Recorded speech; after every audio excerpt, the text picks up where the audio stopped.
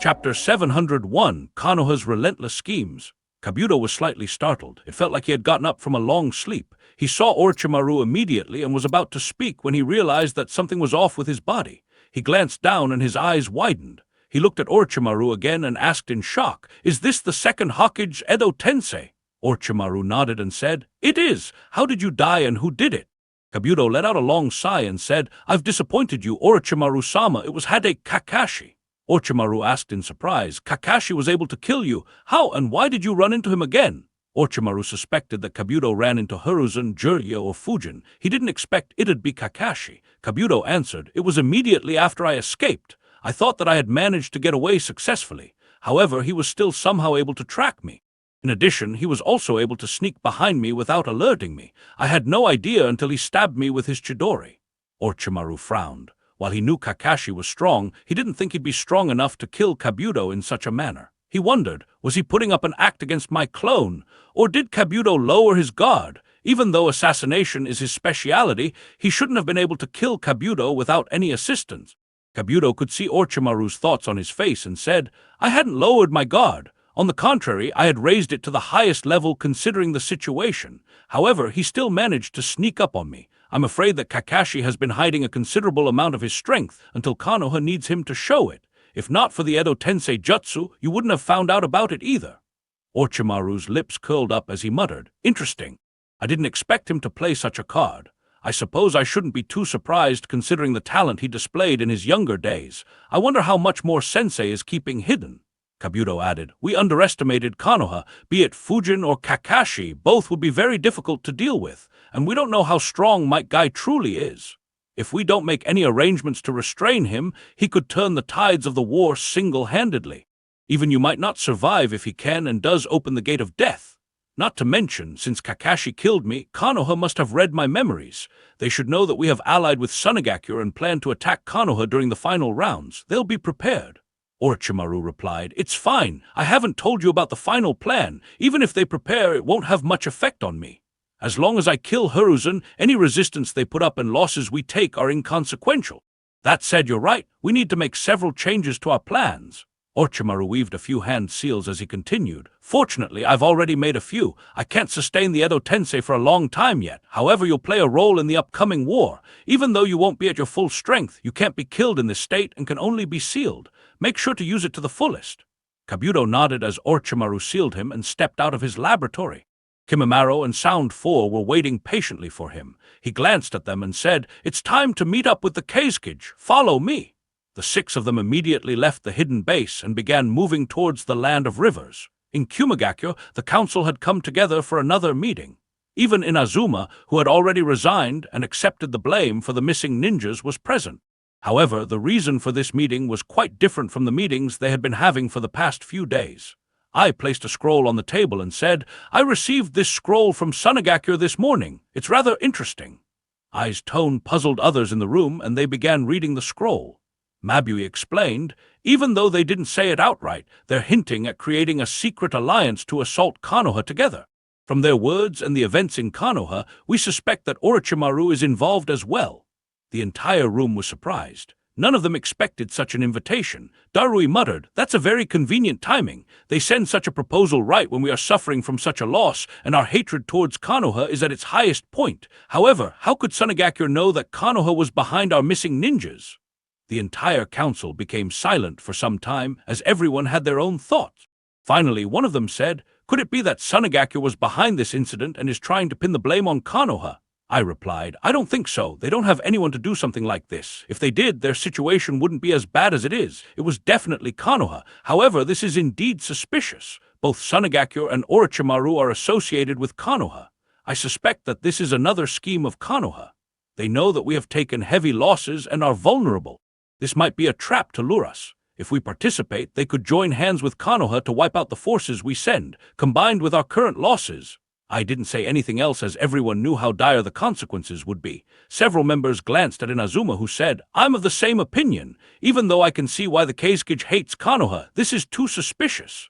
Even with Orochimaru, they shouldn't have the numbers to attack Konoha. On the contrary, they might have reached a deal with Konoha. Perhaps Konoha would assist them financially in return for their help to reduce our strength even further." The hearts of the council members became cold on hearing his words. Their hatred towards Konoha was increased by another level. At the same time, the fear in their hearts increased as well. They immediately began cursing. "Goddamn Konoha, those bastards are relentless. It's one fucking scheme after another. Are they still unsatisfied despite inflicting such horrendous losses? Curse those spineless Suna cowards as well. They've bent over backwards to maintain their alliance with Konoha. Don't they have any pride in being a great village? There is no need to think about them. At this point they are nothing but Konoha's lackeys. Reikage-sama, we can't keep enduring all their schemes. Even though we can't attack Konoha openly, we need to do something to make them pay. And I know just the one we should target." Everyone was intrigued by his words and looked at the council member with curiosity. He continued, "There is little doubt that Konoha is using Orochimaru to bait us. In fact, they might be using him to bait Sunagakure as well. It is obvious that he is a rogue only in name. Let us hunt the snake down and make them pay. The loss of a rank S ninja and the Hokage disciple will hurt them dearly. And they can't do anything about it openly either since they have declared him a rogue nin."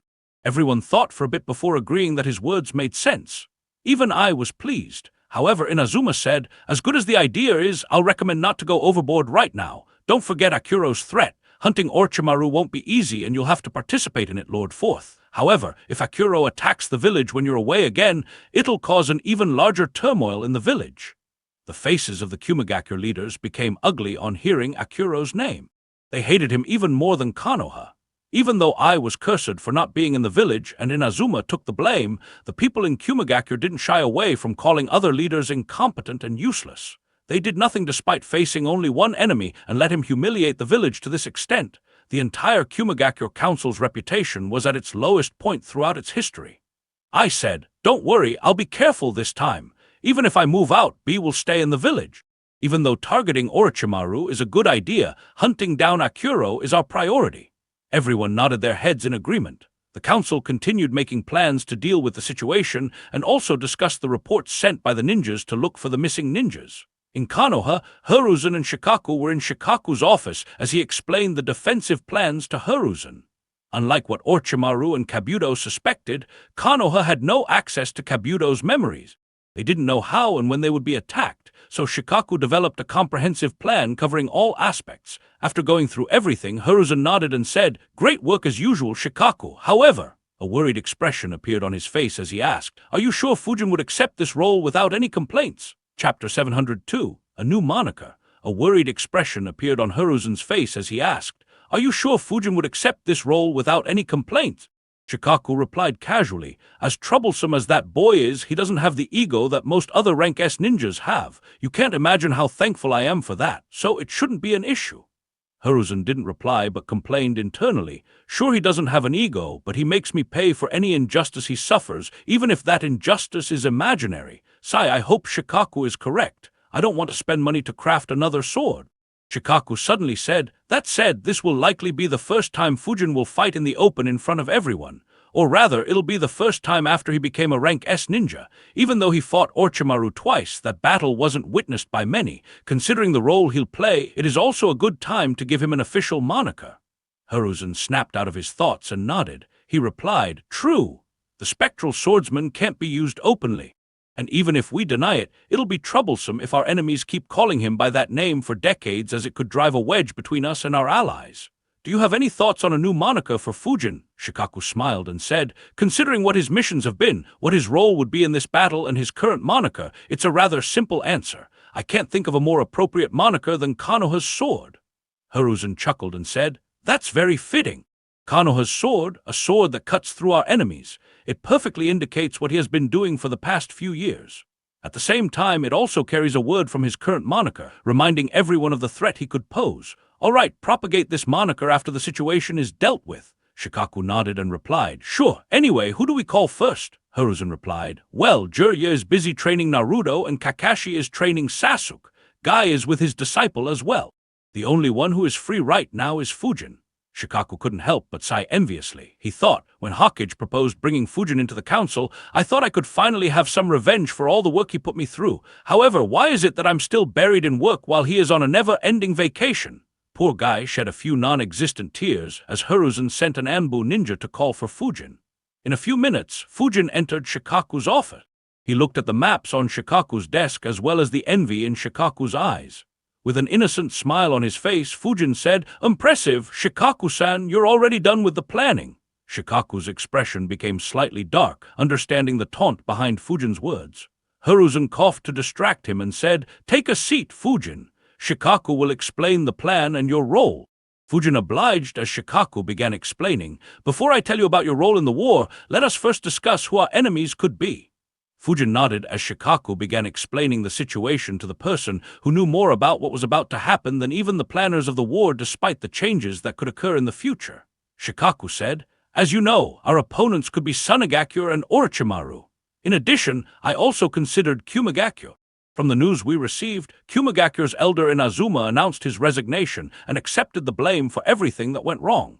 This was something I considered. This means that the Reikage position will stay stable for the time being. Even though their forces have been severely hit, it gives him more flexibility than what I had initially estimated."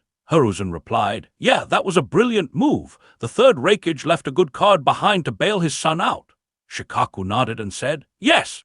Even though the fourth Reikage is strong and courageous like his father, he lacks in terms of scheming and is quick to lose his temper.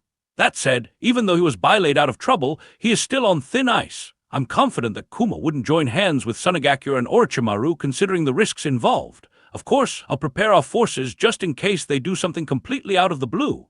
Hiruzen replied, "Good. Let's turn our attention back to Orochimaru and Sunagakure." Shikaku nodded and looked at Fujin. He said, "You should be very well aware of Suna's forces, so I won't go into too much detail and just focus on what we may have to deal with. That would depend on how they attack us. It'll be in one of the two ways we discussed earlier. Either they'll send a small group of elites across the Land of Fire to attack us sneakily during the final round, or they would invade the Land of Fire with a large army at that time. The second case is unlikely, as Suna's forces are far inferior as compared to ours. If they decide to confront us in this way, it'll mean that they're either banking on Orochimaru to engage in guerrilla warfare against us and cause us heavy losses, or they have convinced Kumagakure or Iwagakure to attack us from multiple fronts. I have made contingency plans for all scenarios, but I'll explain them later as we'll have time to respond in case of a full invasion." Fujin nodded as Shikaku continued, "Our second opponent is Orochimaru. From the intel we received from Jiraiya-sama, Orochimaru is very active in the Land of Rice. There is a high chance that Audiogakure is under his control, so we'll be assuming that all of Audigakure's forces will be participating as well." Hiruzen added, "Even if that village isn't under his control, it'll be foolish to think that Orochimaru doesn't have a few highly capable shinobi under his command. Kabuto being able to escape from Kakashi is enough proof for that. It is difficult to say how many capable shinobi he raised over the last decade." Shikaku nodded and said, "So, our enemies will include 2 rank S ninjas at the minimum alongside several dozen or even hundreds of well-trained ninjas." Fujin nodded and said, "I figured as much. Both are rather troublesome to deal with. Will I be dealing with Orochimaru again?" Hiruzen replied, "No. Even though you forced him to retreat twice, he'll come prepared next time for everything you showed. The battle will be completely different. I'm not underestimating you, and perhaps you might still win, but it is too risky. Jiraiya will be responsible for handling him." Fujin replied, "All right, that makes sense. Will I be dealing with the Kazekage then?" A frown appeared on Fujin's face as he said, "I'm not too sure how effective my jutsus will be against the Kazecage's gold. If he can maintain his control over his gold against my wind jutsus, then he'll be difficult to deal with. Do you know whether fire would work on it? Perhaps I could melt his gold particles." Hiruzen chuckled at Fujin's idea. Even though Rasa was undoubtedly the weakest Kage currently and perhaps even in history, he was still a rank S ninja. Dealing with him wouldn't be a child's play. Shikaku replied, "Unfortunately, fire doesn't work much. If it did, he wouldn't have still been alive. I'm not too sure of your wind jutsus, but it doesn't matter. You won't be facing him either. He'll be sitting next to Hokage-sama in the final round. If he plans on attacking us, then he'll definitely sneak attack Hokage-sama in an attempt to take him down quickly. So he'll be the one to deal with the Kazekage." He glanced at Hiruzen and added, "You'll have to be careful. As Fujin said, his gold can be troublesome." Hiruzen nodded and said, "Don't worry, I'll keep my guard up.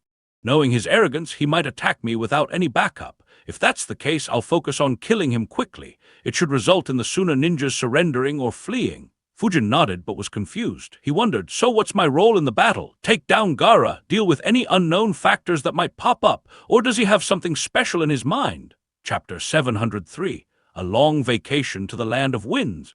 Shikaku continued explaining his calculations. If Orochimaru hadn't fought you in the second round, then they might have attacked us with just the two of them. Even more so if Jiraiya-sama wasn't in the village. However, Orochimaru's attack warned us about their possible plans, which made us call Jiraiya-sama back. In addition, they became aware of your real strength. Now they know that they'll have to deal with you, Jiraiya-sama and Hokage-sama. So it is very unlikely that they'll attack without involving a third or perhaps even a fourth rank S ninja. He paused and glanced at Hiruzen before continuing. My initial thought was that they might recruit Akatsuki's help. However, he has received intel that Orochimaru is no longer involved with Akatsuki. Or rather, he betrayed them. So that isn't a threat for now. However, considering how unexpectedly Akuro appeared, it won't be too strange if they find someone like him. In fact, they might even ally with him considering that he attacked Root in the past. Regardless of who it is, they will make some arrangements. Fujin nodded and said, I see. Yeah, that makes sense. They'll be outnumbered if they're attacking the village, so they will want to compensate quantity with quality. I guess my job will be to deal with this unknown factor. A smirk appeared on Shikaku's face as he answered, Once again, no. Fujin raised an eyebrow, but there was no change in Shikaku's expression. Seeing Shikaku enjoying the suspense, Fujin let out a sigh and muttered, You should have said that you're going to talk in riddles for so long. I'd have brought some ramen along. Shikaku chuckled and explained, As he said earlier, Orochimaru will make plans to counter you. Whoever they recruit will have a way to either counter or restrict you. At the very least, that ninja will keep you occupied during the duration of the battle. That'll put a major dent in our counterattacking capabilities. So unless there is no choice, you'll stay clear of any other rank S ninja who show up. Instead, Guy will be the one to deal with them. He'll open the 6th or the 7th inner gate depending on the enemy and kill them before they realize what is happening. Once the enemy is dead, Guy will be escorted to a safe place by a couple of ambush squads and their retreat will be covered by Kakashi. I'll assign a couple of elite jounins as well to cover his retreat in case Kakashi is occupied. Fujin was a bit surprised. He thought, now that's unexpected. Having Guy go all out at the very start. That will catch anyone by surprise. I wonder who will be the unlucky fellow to be on the receiving end. Shikaku continued. While Guy is dealing with them and Hokage-sama and Jiraiya-sama keep the Kazekage and Orochimaru occupied, you'll focus on cleaning up the weaker enemies. As you know, we must not only win this battle, but also do so with minimal losses. If our losses are high, then it'll give an opportunity to other villages to become adventurous, especially if our losses exceed Kumo's losses. Your job will be to ensure that this doesn't happen by cutting down the enemies swiftly. He paused for a moment before continuing. Actually, I had been thinking of this role for you ever since we received intel about Sunagakure's possible betrayal. Your performance in the Land of Lightning made me even more sure. Cut down as many of their elites as you can before they even get a chance to go on the cut down as many of their elites as you can before they even get a chance to go on the attack. It'll not only free up our forces to help others, but also put the Kazekage and Orochimaru under pressure to win their battles quickly, which could result in them making a mistake. Fujin thought for a bit before replying, That seems easy enough. All right, I'll focus on killing as many as I can as soon as the battle begins. Hiruzen sighed internally in relief that Fujin hadn't asked to fight against the stronger fighters. As a rank S ninja, he knew very well how rare the opportunity to battle against rank S ninjas was. So he had expected Fujin to insist on fighting at least one. Shikaku replied, Good. Even though your role is to cut down enemy numbers, you'll also have to pay attention to other events. One big variable is Gaara. If they plan to attack us, they'll likely set one tail loose during the final round and use the distraction to attack us. Kakashi will be the one responsible for keeping one tail under control with his Sharingan. However, if he isn't able to control him or is blocked by others, you may have to change your target to restrain Shukaku with the 4-symbol seal. It'll be a similar case with Guy's fights. In case his opponent is able to somehow withstand his 8 inner gates technique and overwhelm him, you'll have to assist him. I won't give any more specific orders, just act depending on what you think will be the best during the battle. Fujin nodded. Shikaku explained a few more things to Fujin, taking his feedback on some to see if he could get more perspectives. They discussed for nearly an hour before Fujin left the office. As he returned to his house, Fujin thought, I didn't expect Shikaku to go with such a plan. Considering our numerical advantage, slowing the enemy down and then overwhelming them with numbers is the most natural strategy. Of course, the enemy would think of that as well and will instead look for a quick victory. However, Shikaku has gone with the opposite strategy. A quick and clean victory. It'll catch the enemy off guard. That said, A weird expression appeared on Fujin's face as he realized, I'll have to kill dozens, possibly over 100 Suna ninjas once again. It seems like that village is fated to suffer at my hands. For a moment, even Fujin felt pity for Suna ninjas. Of course, it was just for a moment. After all, they were the aggressors this time. Fujin couldn't be blamed if they were willingly running to their deaths.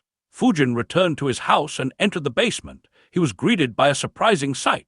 All 40 of his shadow clones had a wide smile plastered on their faces. The clones saw him as well and said, "It's done!" At the next moment, all the shadow clones dispelled themselves, giving a few headaches to Fujin. However, Fujin completely ignored the headaches as a glint appeared in his eyes and a smile lit up his face. He exclaimed, "Marvelous!" In Shikaku's office, Shikaku said, "Told you were worried for nothing."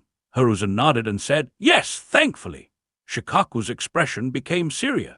He asked, "Even though I planned for their attack, what are your plans for after the battle is over? If Sunagakure attacks us, it'll destroy the agreement we reached during the Third Great Ninja War. Such a violation will force us to retaliate as we'll be seen as weak if we don't, which will give ideas to our other allies. However, fighting Sunagakure in the desert will be too costly." Hiruzen sighed and massaged his forehead. He said, "Yes, it will be a big diplomatic issue and be very complicated to deal with.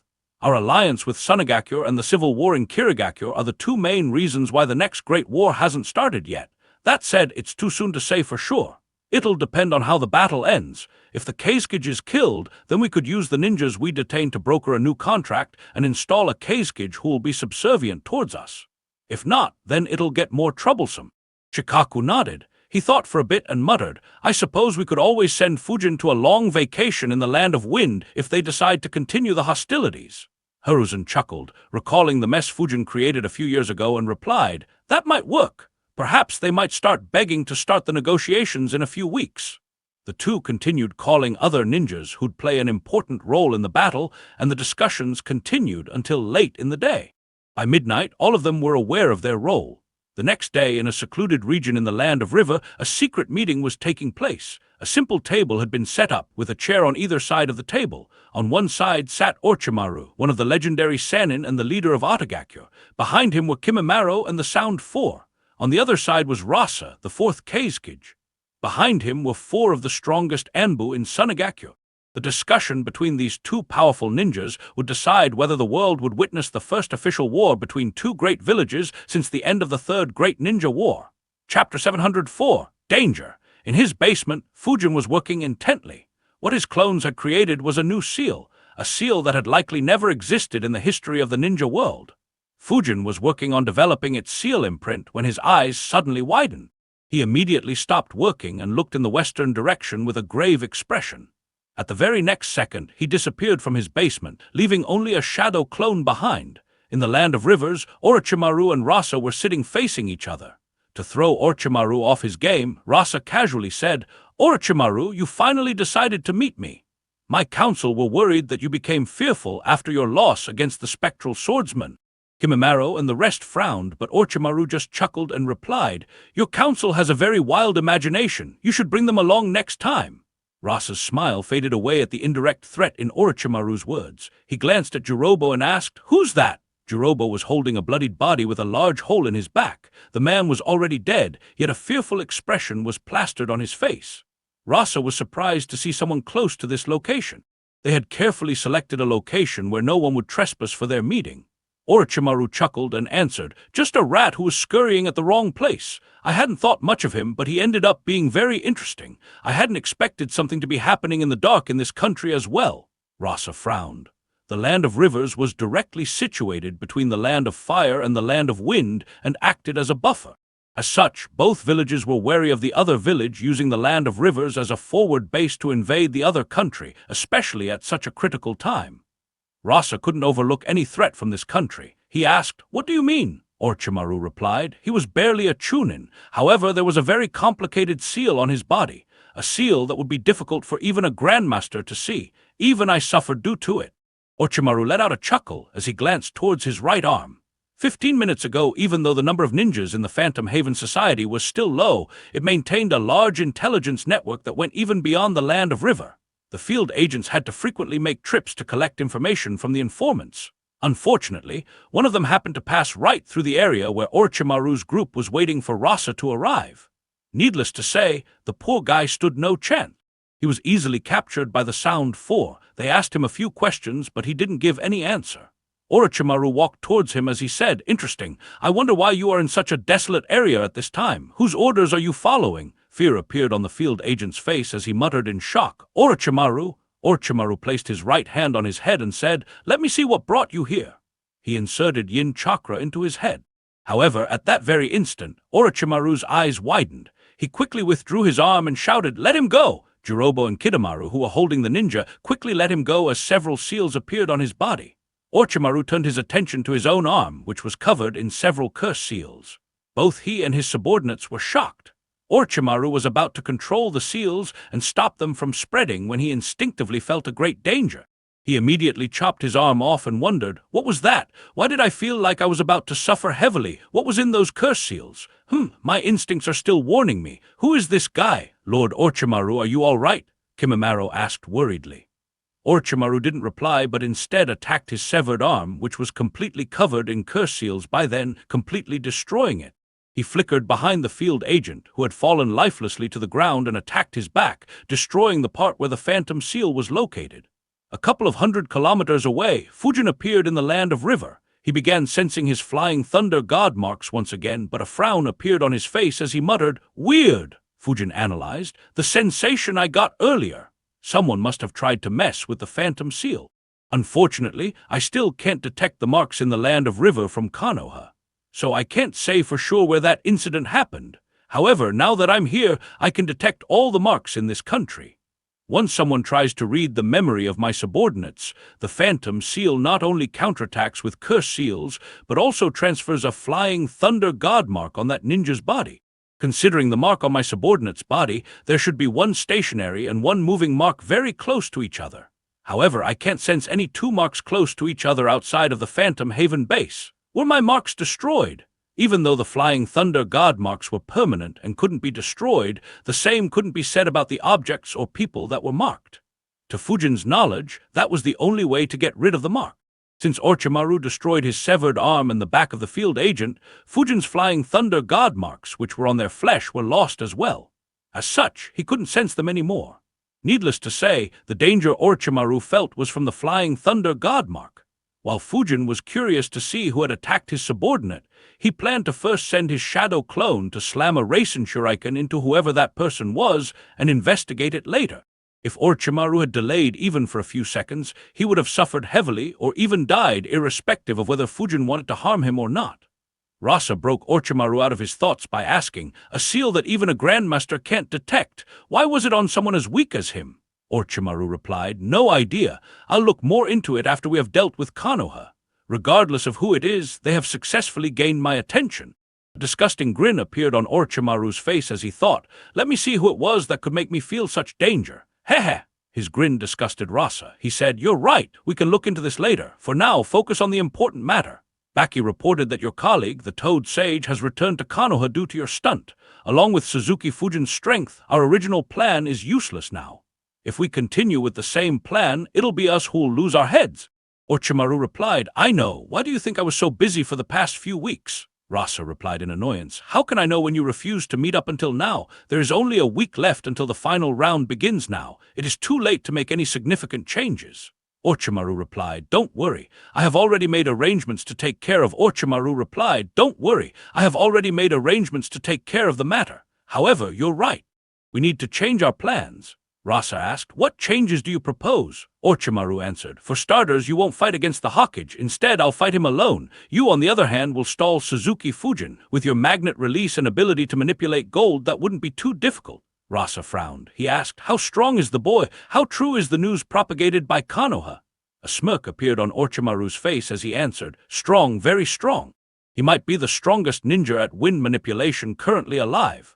At the very least, he is stronger than you. You won't be able to kill him. Hence, your focus needs to only be on stalling him until I'm done with Hiruzen. Of course, Konoha has stretched the truth.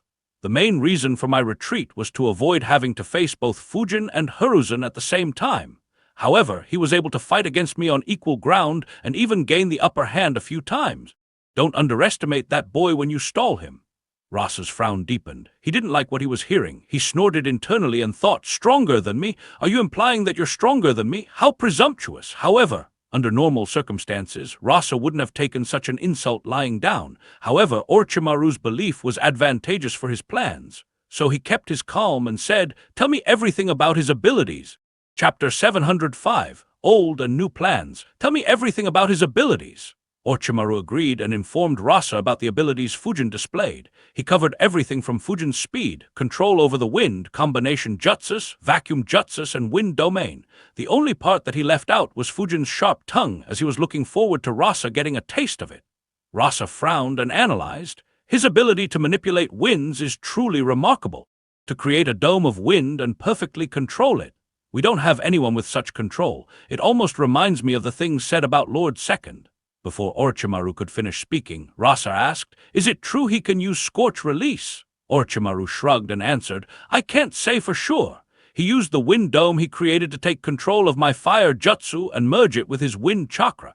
The result was very similar to Scorch Release, but I didn't see him use it independently. According to my calculations, he must be working on recreating the Scorch Release and is very close to the last step. If he succeeds, then it'll be quite remarkable." A smirk appeared on Orochimaru's face as he continued, "Considering his previous actions, I'm afraid your village will suffer heavily if he is allowed to fully mature."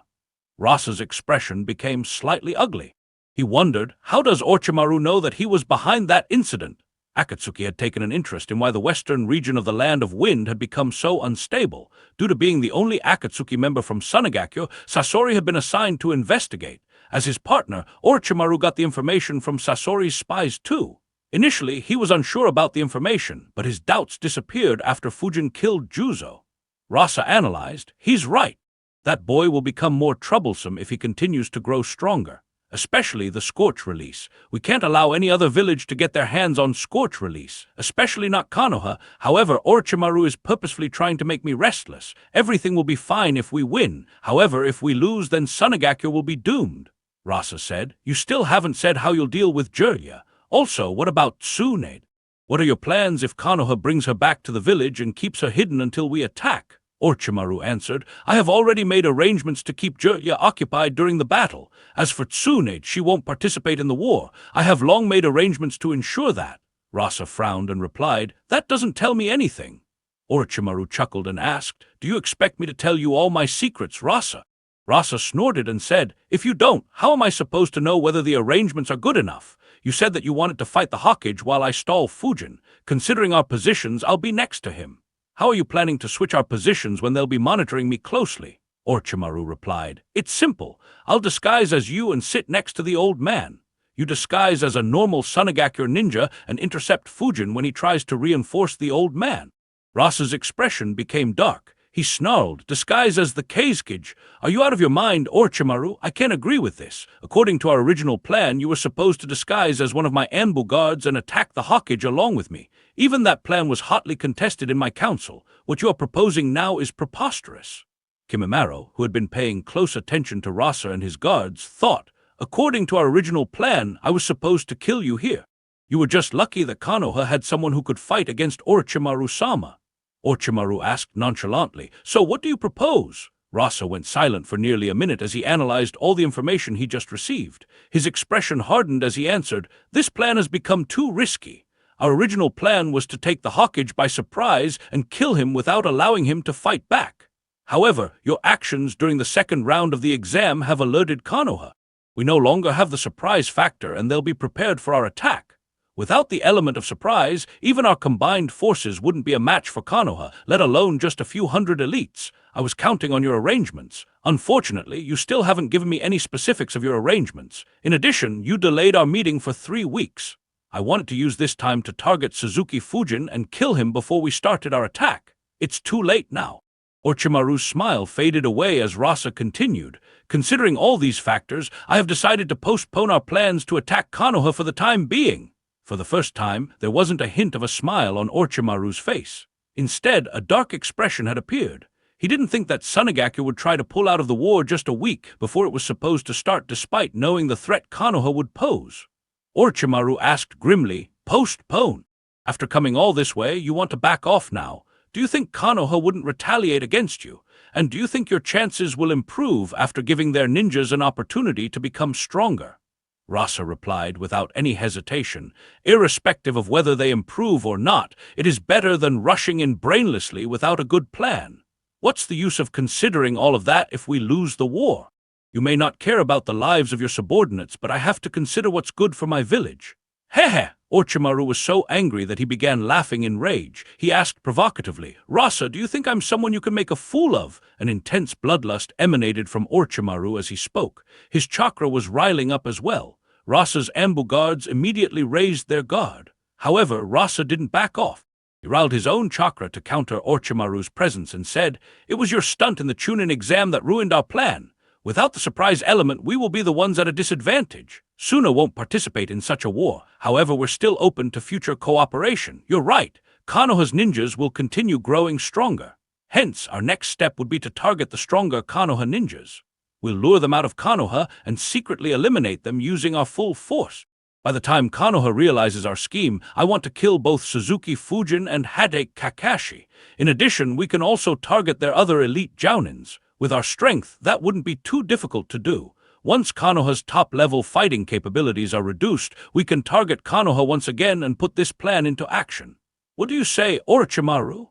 Orochimaru's expression became even darker. If someone were to hear Rasa's words and plans, they would find it very reasonable and appropriate. However, Orochimaru wasn't just someone. He knew fully well about Konoha's capabilities. He cursed, This moron! Does he think that Sensei will just wait around for him to make his moves now that Konoha has recovered its strength? If we don't make a move now, he'll have the Naras start making plans to make a move against both Odo and Suna. If he foolishly tried to target their elites, the most likely scenario is that his head will roll. Thoughts clashed in his brain at the speed of light as he analyzed. Should I do it and continue the plan alone? The arrangements I made over the last 3 weeks should be enough to crush Konoha. However, things will be tricky without a second-rank S-ninja to look after the operation while I'm dealing with Sensei. If something goes wrong, there won't be any chance of saving the situation. Orochimaru immediately began convincing Rasa about continuing the plan. He warned him that Konoha wouldn't wait for him and might send Fujin to do something similar again. Rasa obviously knew that. However, the situation had become too risky and he had no reason to trust Orochimaru. He would rather deal with Konoha's schemes than blindly trust the snake. Hence, Rasa didn't budge from his position. Instead, he tried to convince Orochimaru to assault Konoha in the future and join him in the plan to eliminate Konoha's top ninjas. The situation became quite weird. Both of them hated and despised each other, but didn't show it and tried to remain cordial since they needed each other's help. The two had an intense discussion for over 10 minutes, but were still at an impasse. Neither had good expressions as they realized that the other party was too stubborn to change their mind. Finally, Orochimaru let out a long sigh and said, Keisuke-san. Suddenly, without any change in his expression or demeanor, Kimimara's fingertips parted, creating holes and exposing his hardened finger bones. He pointed them at Rasa and his guards in one smooth action and fired his bones like bullets at the unsuspecting Suna ninjas. Chapter 706, Overwhelming Might. Keisuke-san! The moment Orochimaru said those words, Kimimaro got into action. Even though Fujin's existence had forced Orochimaru to change his plans, if Rasa didn't cooperate, he had no reason to leave him alive. If the talks didn't go as planned, he asked Kimimaro to attack if he said those words. Kimimaro's fingertips parted without making any sound. Since Rasa and his subordinates weren't aware of his background, no one suspected anything. However, the instant Kimimaro's hands moved to point his fingertips at them, all 4 Anbu ninjas stared at his hand. After all, the 4 of them could be considered elites among elites in Sunagakure. They wouldn't miss such an obvious movement no matter how stealthy it might have been. However, none of them anticipated that Kimimaro would shoot bones from his fingertips. Rasa wasn't an exception either. Unlike his guards, he didn't dare to take his eyes off Orochimaru. That proved to be a mistake as Kimimaro fired 6 bones at Rasa and 1 each at his 4 subordinates. Careful, Keisuke-sama! The 4 Ambu guards immediately got into action. In a flash, kunai appeared in their hands. They dodged the bones aimed at them and moved to block the bones aimed at Rasa. Unfortunately, the bones were too fast for them. Just as the 6 bones were about to hit Rasa, they froze in the air. Surprise appeared on Kimimaro's face. He focused on his bones and realized, gold particles? How did he stop my attacks with so little gold? Rasa thought. I should have known. We can't trust this snake. Unfortunately, before Rasa could make a move, Orochimaru opened his mouth and exhaled poisonous gas at Rasa and his guards. Under normal circumstances, Rasa and the rest would have easily dodged it. However, Kimimaro's attack had distracted them. Coupled with how close the two sides were to each other, they didn't have a chance to dodge and were engulfed by purple smoke. In the blink of an eye, all 5 Suna ninjas flickered backwards while holding their breath. One of the Anbu ninjas asked, "Keisuke-sama, are you fine?" Rasa immediately replied, "I am. Focus on the enemy. He is from the Kaguya clan. Don't lose sight of Orochimaru and others." Giving them no time to regroup, Kimimaro moved towards the Suna ninjas right through the purple smoke. 2 bone swords had appeared in his hand. With a frown on his face, Rasa wondered, wasn't the Kaguya clan wiped out? Why does Orochimaru have a subordinate from that cursed clan? At the same time, Orochimaru slithered along the ground and moved towards Rasa. Wind release, pressure damage jutsu, fire release, searing migraine jutsu. 2 of the Suna Anbu blew intense winds towards the incoming attackers, while the remaining 2 exhaled a fierce fire into the intense winds. In the blink of an eye, the entire terrain was covered in a firestorm, engulfing both Kimimaro and Orochimaru. The intense attack forced the Sound Four to retreat. Kidomaru commented, "Those guys are strong." Teuya scoffed, "Of course, they're trusted to ensure the Kazekage safety, not that it'd be of any use." Rasa calculated, "This should slow the Kaguya brat. As for Orochimaru," gold dust appeared around Rasa and rushed into the firestorm. At the same time, he used magnet release to sense gold around him. Suddenly, his eyes widened and shock appeared on his face. From the firestorm, Orochimaru appeared with a hideous grin on his face. Rasa immediately controlled the gold dust he had sent into the firestorm and attacked Orochimaru from 3 directions. However, Orochimaru stamped his foot on the ground and continued moving towards Rasa. As he moved, the ground under his feet transformed into mud and moved up to form several layers of wall, slowing down Rasa's gold to a great extent. The Anbu ninjas were about to engage when they suddenly felt something break out of the firestorm. They turned their heads to see a dinosaur-like human with dark gray skin, dark black eye sclera, yellow eye irises, sharp teeth, 6 large bone spines protruding out of his back and a long bone-spiked tail. Seeing the bones, they realized that it was Kimimaro, but his appearance still shocked them. Facing 2 enemies, the Anbu ninjas quickly analyzed the situation and came to a unanimous decision without exchanging a single word. All 4 of them moved to stop Kimimaro, leaving Rasa to deal with Orochimaru alone. Kimimaro didn't care about being outnumbered and swung his bone swords at them. Instead of blocking, all 4 Anbu ninjas moved away to be just outside his range while weaving hand seals. Wind release, blades of wind jutsu, water release, water bullets jutsu. 3 Anbu ninjas launched dozens of wind blades at Kimimaro, while the last one followed up by firing water bullets at him. Due to such close range, Kimimaro couldn't dodge any of the attacks and was hit by all of them. Relief appeared in the eyes of the Suna ninjas, but their relief immediately changed into horror as Kimimaro continued standing in front of them without a single injury on his body. Their attacks had only caused slight discoloration where they landed but failed to draw any blood. A few meters away, Orochimaru's sword was just a foot away from Rasa's neck when Rasa waved his left hand. Magnet release, gold rush jutsu under his sleeve, his gold bracelet turned into gold dust and moved towards Orochimaru. The sword was just a few inches away from Rasa's throat when Orochimaru was hit by the gold dust. In an instant, Orochimaru was blasted behind at a great speed. Orochimaru flipped in the air and landed on his feet. He continued sliding backwards as the mud slowed him down. Rasa asked in a grim tone, "How did you get rid of my gold?" Rasa had long considered that Orochimaru might turn on him. Hence, he had planted a large amount of gold dust deep underneath the meeting spot. The reason why he was shocked earlier was that he couldn't feel that gold. Orochimaru laughed and asked tauntingly, "Did you really think I'd meet you over a gold mine?" The 2 continued to exchange blows as Rasa asked with a frown, "But how? We were the ones who chose the meeting spot. How could you find the gold I hid?" As someone who could control and manipulate gold freely, Rasa was very confident in his methods of hiding gold. No one without magnet release should have had any chance of finding it, yet it had happened. In fact, things were so bad that he couldn't feel any gold in the vicinity. It almost felt like someone had removed all gold particles for dozens of kilometers around that spot. Orochimaru chuckled and continued attacking as he answered, "I have my means." After tanking their jutsus, Kimimaro immediately went on the assault. The Suna ninjas immediately evaded and moved away from him. As a ninja from the Kaguya clan, the Suna ninjas were already wary of his close combat skills. The fact that he brushed off their jutsus with such ease, they were even more sure of their decision. Seeing the Suna ninjas avoiding him, Kimimaro ignored them and moved towards Rasa. It forced the Suna ninjas to attack him. One of them flowed his chakra along his kunai and attacked Kimimaro, who used one of his bones to stop the kunai before counterattacking. The Suna ninja immediately retreated while shouting, "We can't fight him in close range. How do we stop this monster?" One of them replied, "Use Formation 6. In the blink of an eye, all 4 ninjas flickered. They surrounded Kimimaro on all 4 sides and blasted him with pressure-damage jutsu. Being bombarded by intense winds from all 4 directions made it difficult for Kimimaro to move.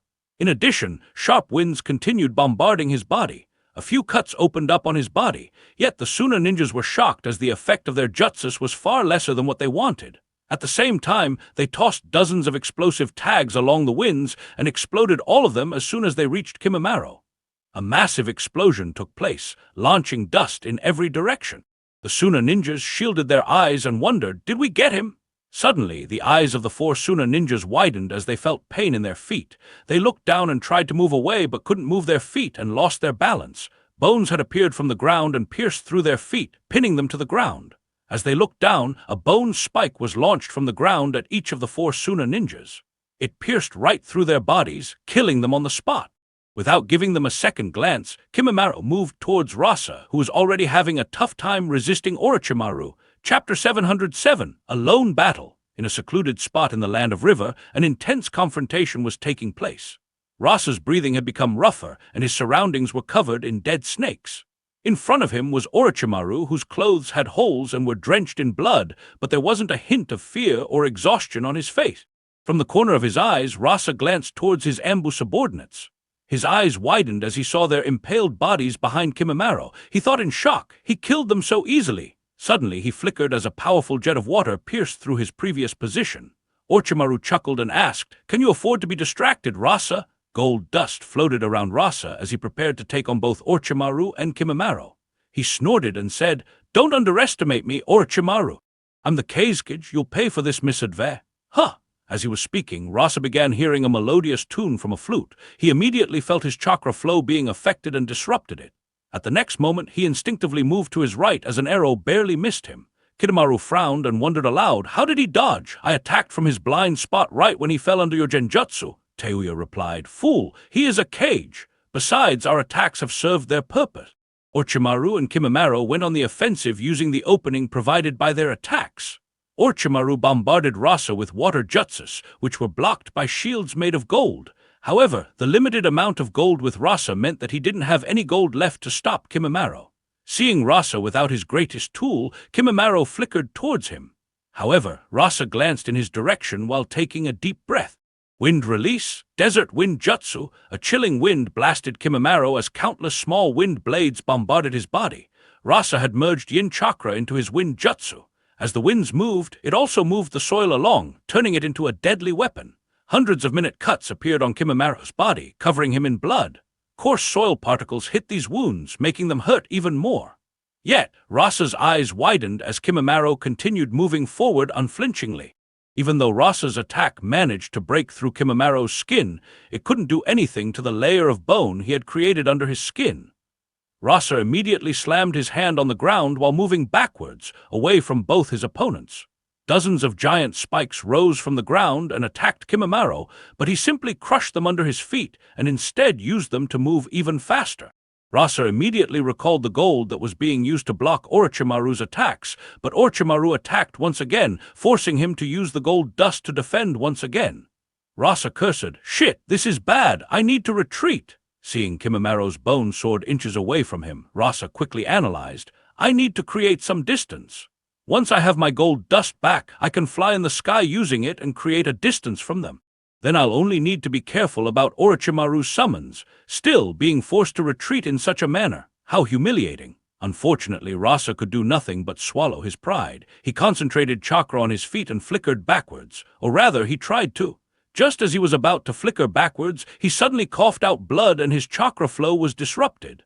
Since he suddenly coughed out blood and his chakra flow was disrupted.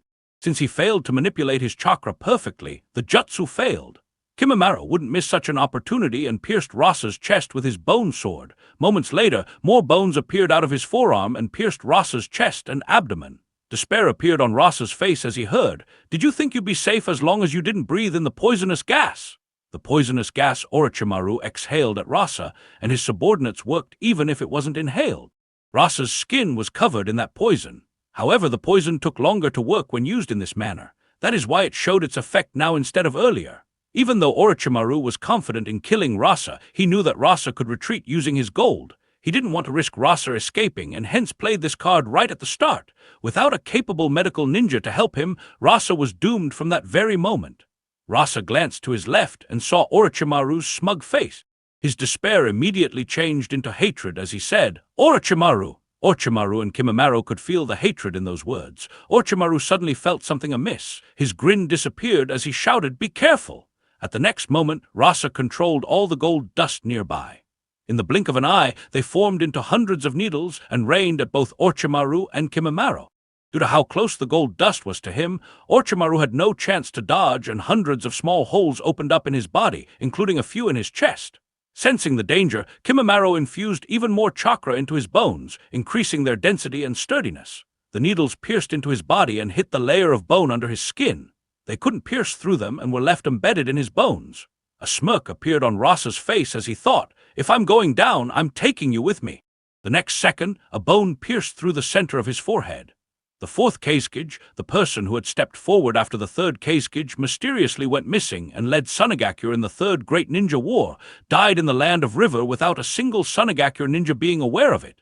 Kimimaro withdrew his bones and glanced at Orochimaru, who was lying on the ground. Suddenly, a pair of hands appeared from his mouth and opened it wide open. A completely healed Orochimaru walked out and looked at Rasa. He muttered, "At least he died in peace thinking that he killed me." Orochimaru could only chuckle and shake his head. Suddenly, Kimimaro collapsed to his knees and vomited several mouthfuls of blood. Orochimaru's expression became very serious. He quickly began inspecting him. Some distance away, the Sound 4 appeared above the ground. Saken said, "That was scary. If we had been any slower, those needles would have killed us." Jirobo said, "As expected of a caged last attack."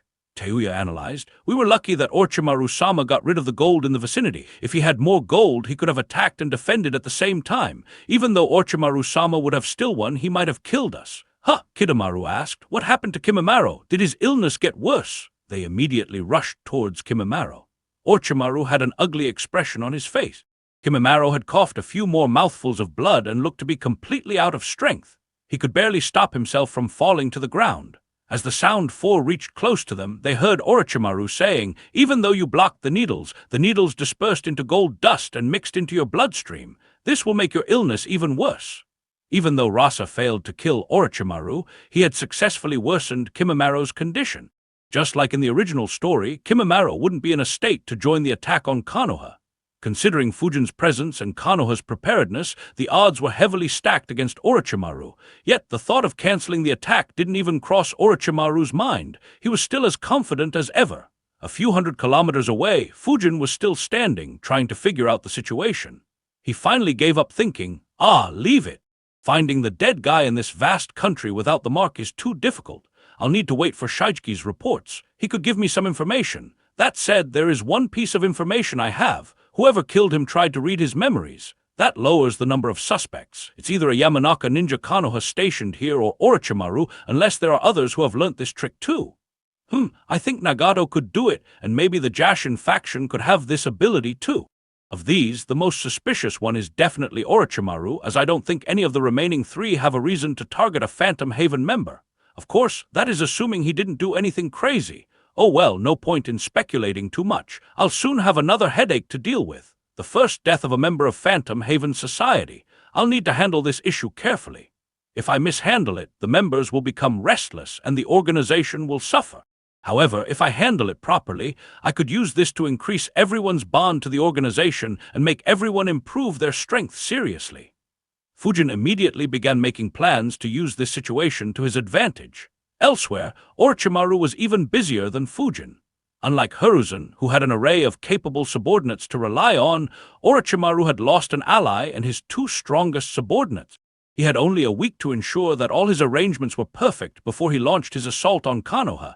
Chapter 708, Kazekiri. Sitting in his office, Hiruzen was going through the updated bingo book. He flipped through the pages until he found what he was looking for. He chuckled and muttered, "So they figured it out, huh?" Without taking his eyes off the book, he ordered, "Call Fujin here." One of his ambu guards disappeared from the room. Minutes later, Fujin appeared in his office. Hiruzen passed him the bingo book and said, "Take a look." The page Hiruzen had opened had Fujin's entry in the bingo book. He muttered, "So they doubled my bounty to 100 million ryo, huh?" Hiruzen said, "It looks like they figured out some details due to your involvement and the trap." Fujin nodded and said, "Yeah, Darui and others had seen me use explosive tags earlier, so it isn't surprising. Still, I guess they haven't figured out all the details yet. Otherwise, they might have raised the amount much higher." Hiruzen chuckled and said, "There is no point in increasing the bounties any further. If someone has the strength to kill you, then they can't be bought anyway. The 100 million figure is just to signify the threat you pose. Such a bounty amount isn't really a threat to you, as no one will try to claim it. The only reason why Kumagakure did this was to send a message to other hidden villages. They should soon enter into talks with Iwagakure using this speculation." Fujin was surprised, but after thinking about it, he found Hiruzen's words logical. Even if his bounty was increased to 1 billion, who would bother trying to kill him? He thought, "Now that I think about it, there is one who might be tempted. I wonder if I'll have a third round against Kakuzu soon." Seeing Fujin nod, Hiruzen added, "Of course, it doesn't mean that there aren't any bounties beyond that amount. However, they are generally reserved only for individuals who are extremely hated. The village that issues such a bounty usually goes all out to ensure that person dies." Turn 7 pages. Fujin flipped the pages and saw Akuro's bounty. It was twice that of Fujin's. Fujin felt a bit peculiar and wondered, "So if someone kills me, does he get 100 million or 300 million ryo? It might be fun to create more such identities and wreak havoc. It'll be amusing to see a dozen pages in the bingo book being occupied by me." Even though Fujin thought so, his expression hadn't changed even a bit. Hiruzen asked, "Do you recall running into someone like this?" Fujin shook his head. Hiruzen sighed and said, "The fact that they put up the image of his mask implies that no one in Kumagakure knows what he looks like. Looking for Akuro will be difficult if he refuses to show himself." Fujin agreed and added, "True, but if his personality is as he displayed, I doubt such a person can stay without creating chaos." Hiruzen shrugged and said, "Only time will tell. Anyway, I had another reason to call you. Come with me." Both flickered out of the room as Fujin followed Hiruzen to Odo Momo's house. He asked, "Is my new sword done?" Hiruzen nodded and said, "Yes, Fuji did a great job completing it in such a short time." Momo immediately opened the door and welcomed the two of them inside. They entered and saw Furutani Fuji and some of his apprentices. However, unlike the previous time, each one of them seemed completely spent this time. Even Fujin couldn't help but think, "It looks like they really went all out this time. I wonder if this is their way of saying that I'm not welcomed in the land of iron, hehe." The previous time they met, Hiruzen had threatened to send Fujin to the land of iron when he was engaged in negotiations. Looking at their condition, Fujin was sure that they did everything in their power to ensure that didn't happen. Hiruzen smiled and said sympathetically, "It must have been tough on you, Fuji Dono." Fuji sighed in exhaustion and replied, "You don't know the half of it. However, it's fine. It's not often that I get a chance to craft a sword of this caliber. I just wish that we weren't constrained by time." Before Fujin could say anything, Hiruzen hurriedly said, "Unfortunately, the situation is as such. Not everything can be as we like." Fuji nodded while Fujin glanced at Hiruzen. Hiruzen acted as if he didn't feel his gaze and thought, "Fortunately, I reacted quickly. Otherwise, this brat might have asked Fuji to work on another sword." While Hiruzen believed that Fujin was mature enough not to do that, he didn't dare to test it. Fujin could only shake his head at Hiruzen's antics and wondered, "I have been taking it easy on him lately. I wonder if I should give him more headaches." Fuji sighed again and said, "That is true. Anyway, even though I had very little time, the sword we crafted still fills me with pride. It is undoubtedly the best sword I have crafted." Fuji opened up a scroll while speaking and summoned a box out. He opened the box and took out the sword he had crafted. However, instead of looking at the sword, he was staring at Fujin and Hiruzen's reaction. When Fuji took the sword out of the box, both Hiruzen and Fujin were startled. However, neither showed anything on their face and continued maintaining a straight face, leaving Fuji disappointed. Fujin thought, "Interesting, though I doubt someone like him will have the guts to do something like this." Hiruzen thought the same and concluded, "This must be Mifyun's decision. He wants to tell me that they aren't completely out of the loop. This must be due to my earlier threat and the losses Kumagakure took. With Kumagakure suffering, Konoha can take over the mine in the land of hot water and others can't do much to stop us. After all, Suna is supposed to be allied with us and Kiri is embroiled in a civil war. Anoki won't act under these circumstances. It's understandable that he is worried about the situation. However, he has no reason to worry. With Orochimaru and Suna likely working together, I can't make a move on that mine even if I wanted to." The reason why the two of them were surprised wasn't the sword. Instead, it was the sword's sheath. It was crafted from a lightweight, dark wood and lacquered in a deep navy blue finish with silver accents, which was normal. However, it featured intricate engravings of flying saber-tooths, Fujin's summons, depicted mid-flight amidst swirling winds. The only time Fujin displayed his summon to his enemies was when he retreated from the trap laid by Kitsuchi. As such, the samurais shouldn't have been aware of it. Carving it on the sword's sheath was a message to Hiruzen that Mifune had gotten this information from Iwagakure. It showed that the Land of Iron could get information from Iwagakure, and the two sides could cooperate in case Konoha decided to act unilaterally. Even though Kumagakure was weakened, Konoha couldn't afford to antagonize Iwagakure and the Land of Iron at the same time. Seeing that he had failed to get a response from Hiruzen and Fujin, Fuji removed the sword from its sheath while saying, "I've crafted the sword as per your requirements to the best of my abilities. Though it isn't as hard and sturdy as the sword of Kusanagi, it is very best of my abilities. Though it isn't as hard and sturdy as the sword of Kusanagi, it is very close." He handed the blade to Fujin and said, "Check it and see whether it fits properly." Fujin held the sword and observed it. The sword was sleek and slender with a faint bluish hue, hinting at its unique composition.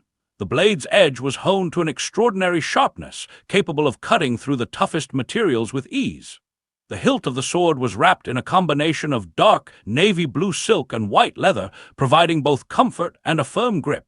Fujin swung his new sword a few times to get an idea of its balance. He quickly realized that the sword's balance was meticulously tuned, making it incredibly responsive and agile. It was even more suited for him than his previous blades.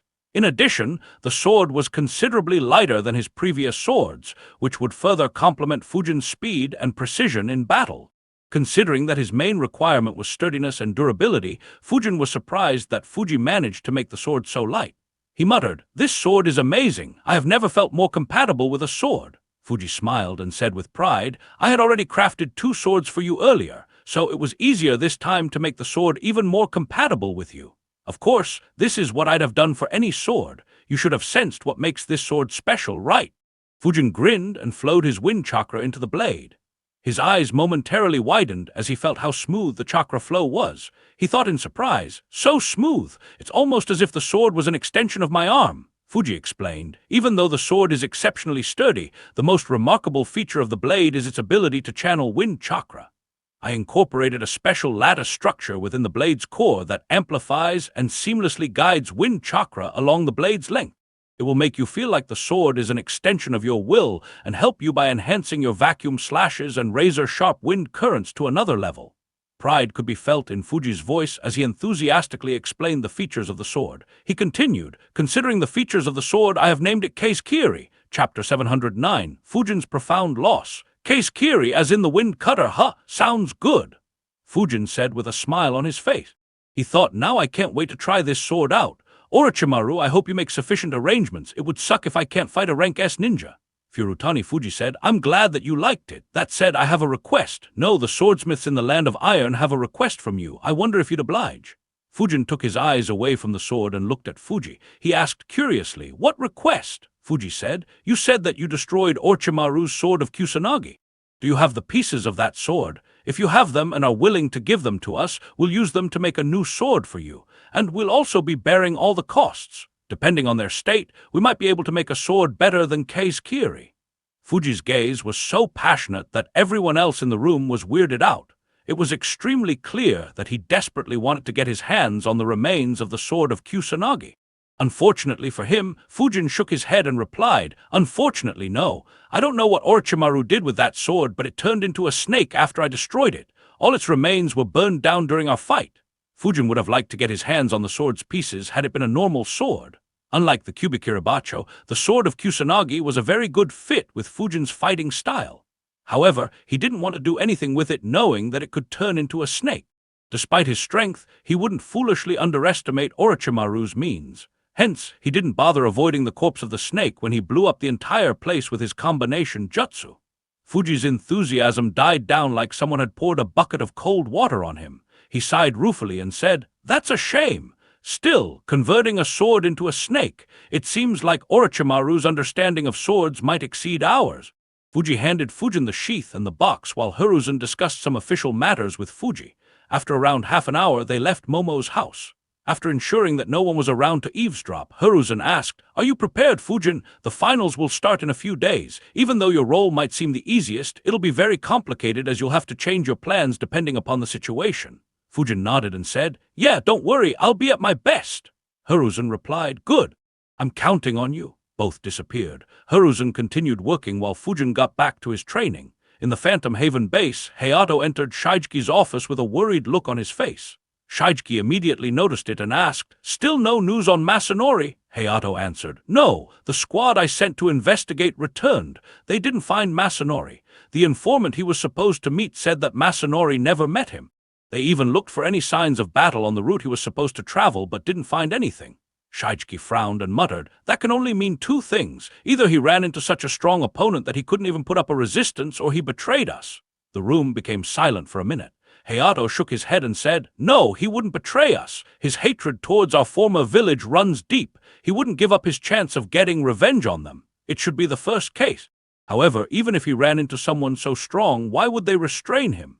Suddenly, Hayato's eyes widened as he realized, "Unless," Shigeki completed his sentence, "unless he saw something he shouldn't have." Hayato wondered aloud, what could he have seen for someone to eliminate him silently? The two of them began thinking. Shigeki suddenly asked, "Do you recall Lord Shiden's words? He said that Konoha and Suna seemed to be headed towards a conflict. Do you think that this situation might have something to do with that?" Hayato analyzed for some time before agreeing, "Yes, that is a big possibility. However, we can't jump to conclusions." Shigeki nodded and said, "Of course, we still need to look for Masanori. If our speculation is incorrect, then we need to know what happened to him for sure. However, we will tone down our operations for the time being. If another person goes missing, I'll burn the red seal and let Lord Shiden know about the serious situation." Hayato nodded and replied, "Yes, I have the same opinion." They dispatched 3 squads to look for Masanori and find out what happened to him. Since it was the first time that something went wrong in the Phantom Haven Society, the adults in the organization were all tense. However, they continued managing the organization without needing to ask for Shiden's help. Fujin, who was anticipating them to burn one of the communication tags and ask for his assistance, was quite surprised that it didn't happen. He thought, "Not bad, it looks like they're trying to get to the root of the matter themselves. It looks like I don't have any reason to be worried about them for now. I can fully focus on the upcoming war." Fujin continued practicing with Kazekiri. Since the sword was considerably lighter than his previous swords, he had to practice a bit to be completely comfortable with it. Considering the variables in the upcoming war, Fujin had to ensure that he was at his best. The unstoppable marching of time continued as everyone prepared themselves. Jiraiya continued training Naruto, while Kakashi trained Sasuke. Most of the other genins trained for the finals as well, though one of them was already dead. Meanwhile, Shikaku and Hiruzen ensured that the clan ninjas and Anbu were prepared for a war. Due to Orochimaru's pressure, even Hiruzen endured a couple of training sessions to warm himself up. Just like Konoha, the elites in Sunagakure and Otagakure were preparing themselves as well. Just like in the original story, Sunagakure was completely unaware of the fact that their Kage was dead. Unlike the original story, Orochimaru asked them to send all the elites who were training to attack Konoha. Even though the council members didn't like it, they had no choice but to obey the orders of their Kazekage. As such, the number of ninjas that left Sunagakure under the cover of the night was 3 times higher as compared to their original plan. In Kumagakure, over 1,000 ninjas had been dispatched to find the missing ninjas. While they didn't find any missing ninjas, they found something that induced horror and rage in every ninja who laid eyes upon it. After 3 unsuccessful attempts, the Grandmaster and Seal Masters of Kumagakure finally managed to get rid of all the explosive seals in the 4th base. While they didn't find any missing ninjas, they discovered that the soil a few dozen meters underneath the base was soaked in blood. They quickly checked the bases that had blown up and discovered the same in those bases. In an instant, everyone reached the same conclusion. Within days, everyone in Kumagakure learnt about it, and another shocking news spread throughout the ninja world. Hundreds of missing Kumagakure ninjas were now presumed dead. The backlash of this news forced Ai to be entirely busy with the internal matters of his village. Under such circumstances, the day of the finals of the Chunin exam finally arrived. However, one person was more busy and concerned than the genins who were about to participate. That person was none other than Shikaku, who, for once, didn't complain about waking up early. Even before the first rays of the sunlight reached Konoha, Shikaku stealthily dispatched nearly half of the clan ninjas to the walls under the cover of the night. A few hundred clan ninjas were supposed to act as the audience in the stadium during the final round. Considering that the Kazekage and Hiruzen would be present there, the majority of Konoha's top powerhouses were stationed there as well. That included Fujin, Kakashi, Gai, Hayashi, Renjiro, Asuma, and a few more elite jounins. Shikaku couldn't predict where Orochimaru would attack from and what he would target. If he teamed up with Rasa and attacked Hiruzen, Fujin's role would change and he would assist Hiruzen while Jiraiya would act depending on the situation. However, Shikaku didn't think that Orochimaru would do this, as there was no way Rasa and Orochimaru could completely trust each other. For that reason, Jiraiya would stay back in the Hokage building along with the majority of the Anbu ninjas. Shikaku would be there as well to manage all the forces. Once Orochimaru made his move, Jiraiya would go to confront him. The remaining clan ninjas continued to stay in their respective clan compounds so that Shikaku could use them to reinforce others as per the situation. While Shikaku was ensuring that everything was under control, Fujin reached the stadium. He stood in the position assigned to him while observing the stadium. Not many people had arrived yet, as there were still several hours before the matches began.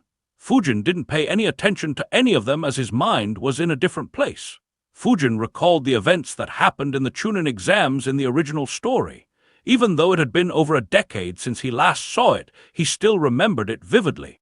He let out a sigh as he realized, "From this moment onwards, my memories will no longer be reliable." Chapter 710, The Finals Commence. A sigh escaped Fujin's lips as he realized, "From this moment onwards, my memories will no longer be reliable." When he entered this world, Fujin prized his knowledge of the future very highly. Once he gained sufficient strength to thrive in this deadly world, he could use this knowledge to make immense gains. That was why he was always careful about his actions. Fujin had long gained the strength to thrive in this world. Even though there were still existences who were stronger than him, Fujin was confident in his abilities. However, even though he calculated as much as he humanly could, there was one aspect that he couldn't control. As he continued gaining strength, his existence itself created ripples that would force any sane person to change his action. It was just like how Orochimaru decided against killing Rasa, even though he was ultimately forced to do the same. Fujin's existence would force others to make changes in their plans, as they would have to consider his interference. Fujin thought, "Even though I messed quite a bit with the other hidden villages, I did my best not to mess much with Akatsuki. Even though I tried to kill Hidden once, it ultimately ended in a failure without much impact on the Akatsuki. After this battle, things should calm down until the Akatsuki decide to take center stage. According to my calculations, they will target other Jinchurikis in the same way as in the original story. However, if Konoha takes minimal losses in this war, other villages won't let their Jinchurikis get taken away so easily. Konoha's strength will be too immense and they will feel threatened. Under such circumstances, they can't afford to lose their Jinchuriki. So Akatsuki will face quite a challenge while trying to capture the Jinchurikis. It could cause losses which may result in a serious impact on the future. If Anoki or I intercept them while they try to kidnap Roshi or Yujido respectively, it could cause severe repercussions. In addition, Akatsuki's plans for Konoha will change as well. If I continue gaining strength at a similar speed, there is no way Nagato would dare to attack Konoha alone, even more so if Hiruzen stays alive. Considering all these factors, Akatsuki will be forced to make some major changes, whether it be recruiting more ninjas or something else. Of course, even with all the changes, my knowledge of the future isn't useless. It is still precious, considering I know which events will happen in the future and the hidden abilities of so many rank S ninjas. It is just that I can't act blindly based on just those events and abilities as I could when Orochimaru attacked Naruto's team in the Forest of Death. Still, Fujin let out a sigh. He didn't like losing something so valuable without being able to do anything about it. Suddenly, he heard a chuckle. "I didn't think I'd ever see you be so worried." Fujin didn't even need to turn around to recognize who it was. He said, "You seem upbeat as always, Guy." Guy stood next to him and said, "Of course. What's the use of being worried about something that'll eventually happen? We'll just have to deal with whatever we have to face." Guy obviously couldn't know what was going through Fujin's head. Instead, he thought that Fujin was worried about the upcoming battle. As his senior, he decided to raise Fujin's morale a bit. Coincidentally, his words were also applicable to what Fujin was concerned about. Fujin chuckled and replied, "That is true. There's no point in worrying about what we can't control." Guy gave his trademark grin and replied, "That's the spirit." He became serious and said, "That said, this could be your first war. So it isn't too strange for you to be a bit nervous. We were quite the same during the Third Great War. By comparison, you're holding much better." Fortunately, Guy was unaware of the stunts Fujin pulled in the Land of Wind and the Land of Lightning. Otherwise, he would have felt silly for saying those words. Fujin smiled and replied, "Thanks, Guy. Don't worry, I'll be fine. Apologies that I couldn't visit Lee in the hospital. Unfortunately, the past month has been quite hectic. How's he?" Guy grinned and answered, "Don't worry, Lee is very tenacious. Thanks to you, his injuries weren't very serious. He has already recovered completely and has continued his training. Even though he is advised against opening the inner gates for the time being, he'll come back even stronger." Without his arm and leg being crushed by Gaara's sand, the only thing Lee had to deal with was the painful backlash of opening 5 inner gates. It put an extreme amount of strain on his young body. However, it wasn't something that couldn't be dealt with by the medical ninjas of Konoha. Though he had to be kept under observation for over 3 weeks, he made a full recovery. Fujin chuckled and added, "As expected of your favorite student." Fujin and Guy continued waiting in the stadium as others slowly trickled in. One of the earliest people to arrive was Baki. As soon as he arrived, his eyes landed on the 2 of them. He thought, as expected, he is here. I hope Keisuke-sama and Orochimaru have made sufficient preparations. Otherwise, this will be a painful war. In a few hours, the stadium was fully packed. All the genins had arrived and were standing at the center of the arena. Well, almost everyone. Guy's eyes twitched as he exclaimed, "I don't believe it! Kakashi is late today as well." Renjiro, who had arrived in the stadium along with Hoka, chuckled and said, "He doesn't fail to maintain his reputation." Renjiro was assigned the task of ensuring Guy's safety after he used the 8 inner gates to take care of enemy rank S ninjas. He was asked to take Hoka's help, though Hoka wasn't told anything about the plan. Hence, he and Hoka were standing close to Guy. Hoka asked curiously, "Wouldn't Sasuke be disqualified if he's late?" Renjiro replied, "Under normal circumstances, yes. However, I have a feeling that it wouldn't be the case. Sasuke's battle with Gaara is the most anticipated fight of the day. People won't be happy if that match doesn't happen." Lee asked, "His battle with Gaara, isn't Sakura-chan fighting Gaara first? Don't count her out so soon. I heard she trained extremely hard the entire month." His words immediately made all 4 Jounins gaze at him, making him feel uncomfortable. Hoka even activated his Byakugan, causing Lee to ask nervously, "What is it?" Hoka replied, "Just checking whether opening 5 inner gates left some hidden injuries behind." Poor Lee was left speechless. Needless to say, he had made that statement due to his affection for Sakura instead of thinking rationally.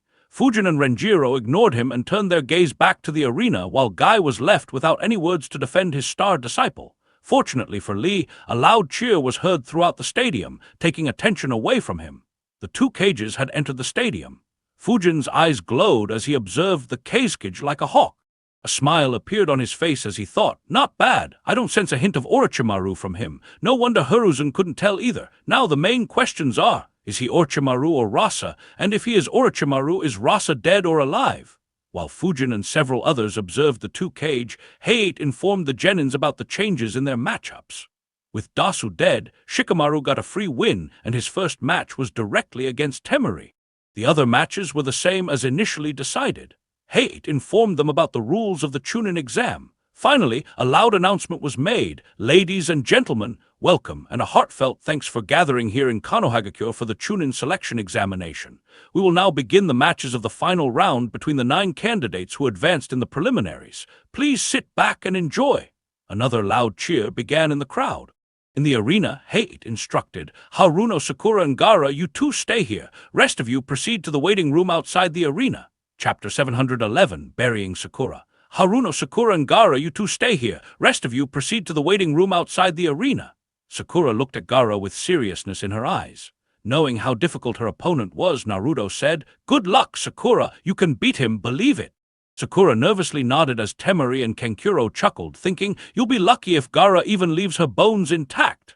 Height coughed, indicating the genins to clear up. A minute later, Gaara and Sakura stood face to face in the middle of the arena.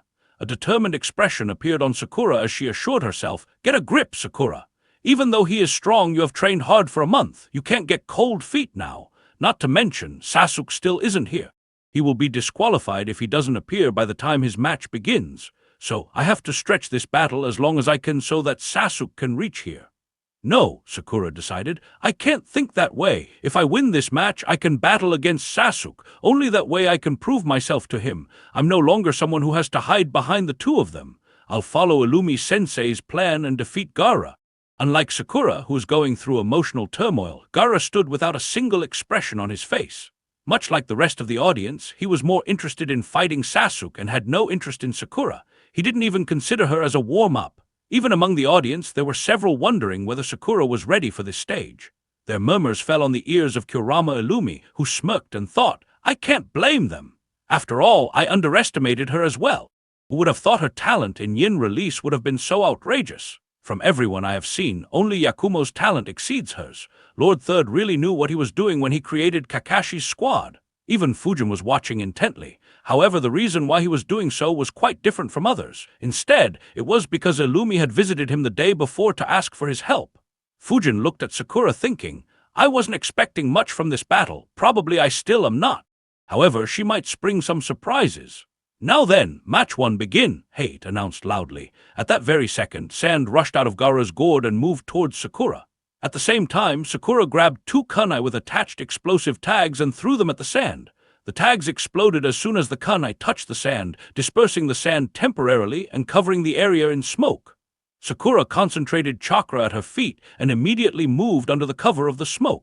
She launched more kunai with explosive tags at Gaara while thinking, even though he can control sand flawlessly, his sand can't withstand the explosions. Step 1 is nearly completed. Several tags exploded around Gaara, each explosion slowing down his sand for a second. More importantly, the explosions created a smokescreen around Gaara, ensuring that he couldn't see Sakura. In the stadium, surprise appeared on Ino's face as she muttered, Incredible! She has been working hard.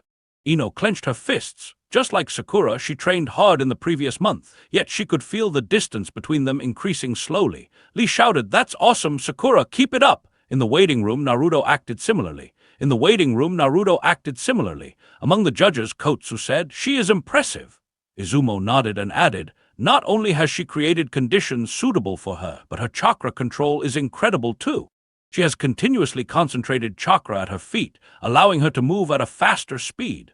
The common people were impressed as well and began cheering for Sakura. Of course, the truly strong ninjas could see that Gaara wasn't even a bit affected. He was still as expressionless as earlier. A smile appeared on Illumi's face as he thought, This boy is quite fearsome. To think that a Jinchuriki would participate in the exam. There is no way Sakura could become as strong as him in a month. However, there is always a weapon that the weak have. It's arrogance that the strong possess. Do it! Sakura weaved hand seals while thinking. According to Illumi-sensei's calculation, he wouldn't move from his spot. This is my chance. Suddenly, her eyes widened as noticed balls of sand moving towards her. Due to the smoke cover, she didn't notice them until the last moment. She desperately did everything she could to dodge them while wondering, how did he know I was here? Or did he attack in every direction? A few sandballs grazed her, leaving several cuts on her body. Even though blood dripped down her cheeks, arms, legs, and waist, she didn't stop her hand seals or lose control of her chakra. She gritted her teeth and completed her jutsu. Demonic illusion, hell-viewing jutsu. Since he hadn't moved from his original position, Sakura's jutsu hit Gaara even though she couldn't see him in the smoke. Gaara's eyes suddenly widened. Smoke around him cleared as the figure of a bloodied man appeared lying on the ground. Gaara muttered, Yashimaru! Hell-viewing jutsu was a genjutsu tailored to exploit the target's worst fears. As soon as Sakura's chakra influenced Gaara, he recalled the events of that traumatic night. Yashimaru extended his bloody hands towards Gaara and said, My sister died because of you, monster! Give me back my sister! Suddenly, Gaara looked towards his right and saw Temari and Kenkuro. Temari hatefully said, Because of you my mother died and my father became distant. You're the cause of all our sufferings. Kenkuro cursed, A monster like you should never have been born. While Gaara was under genjutsu, Sakura threw several shurikens at him. The smoke cover was finally clearing and she could see her shurikens going straight at him. With hope in her eyes, she thought, This is it! He won't be able to control sand while he is under my genjutsu. I've won! From the waiting room, Naruto shouted, Excellent work! Sakura, get him! Next to him, Kenkuro said, She did very well. Unluckily for her, it's all useless. Naruto snapped and asked, What do you mean? His and the eyes of most Konoha ninjas widened. Sakura and Illumi were no exceptions. Sakura couldn't help but exclaim in shock, How can his sand still move? Despite being under a genjutsu, Gaara's sand moved and blocked the shurikens. Kenkuro said, Gaara's sand can move autonomously to protect him from any danger. Even if he can't see the attack coming, the sand will protect him. This strategy is useless against him. Naruto and other genins from Konoha were surprised. They looked at Gaara, wondering how they could deal with such a technique. Temari smirked and said, Even though she did well, that girl is dead. The very next moment, Gaara's eyes landed on Sakura. Even though he had fallen to her genjutsu, Sakura was no Itachi. It wasn't difficult for him to disrupt his chakra and break the genjutsu. If anything, the sight he had seen just sent his anger soaring through the skies. He shouted, "Die!" At the next moment, the soil in the arena began moving. Within seconds, Sakura's vision was filled by a massive wave of sand. She was still in shock that her attack had failed. Even if she wasn't, there was nothing she could do to dodge the massive wave. Hei's eyes widened. He cursed, "Shit, I won't be able to make it." In the stand, Naruto, Lee, Ino, and a few others were horrified as well. In front of their eyes, the sand engulfed Sakura, completely submerging her underneath. "Sakura!" Naruto shouted in horror as he jumped down from the waiting room. Most of the audience thought the same as Naruto. Quite a few were sad that such a promising kunoichi died. Of course, there were a few who became even more thrilled. There were a few ninjas who were glancing at a spot in the stadium.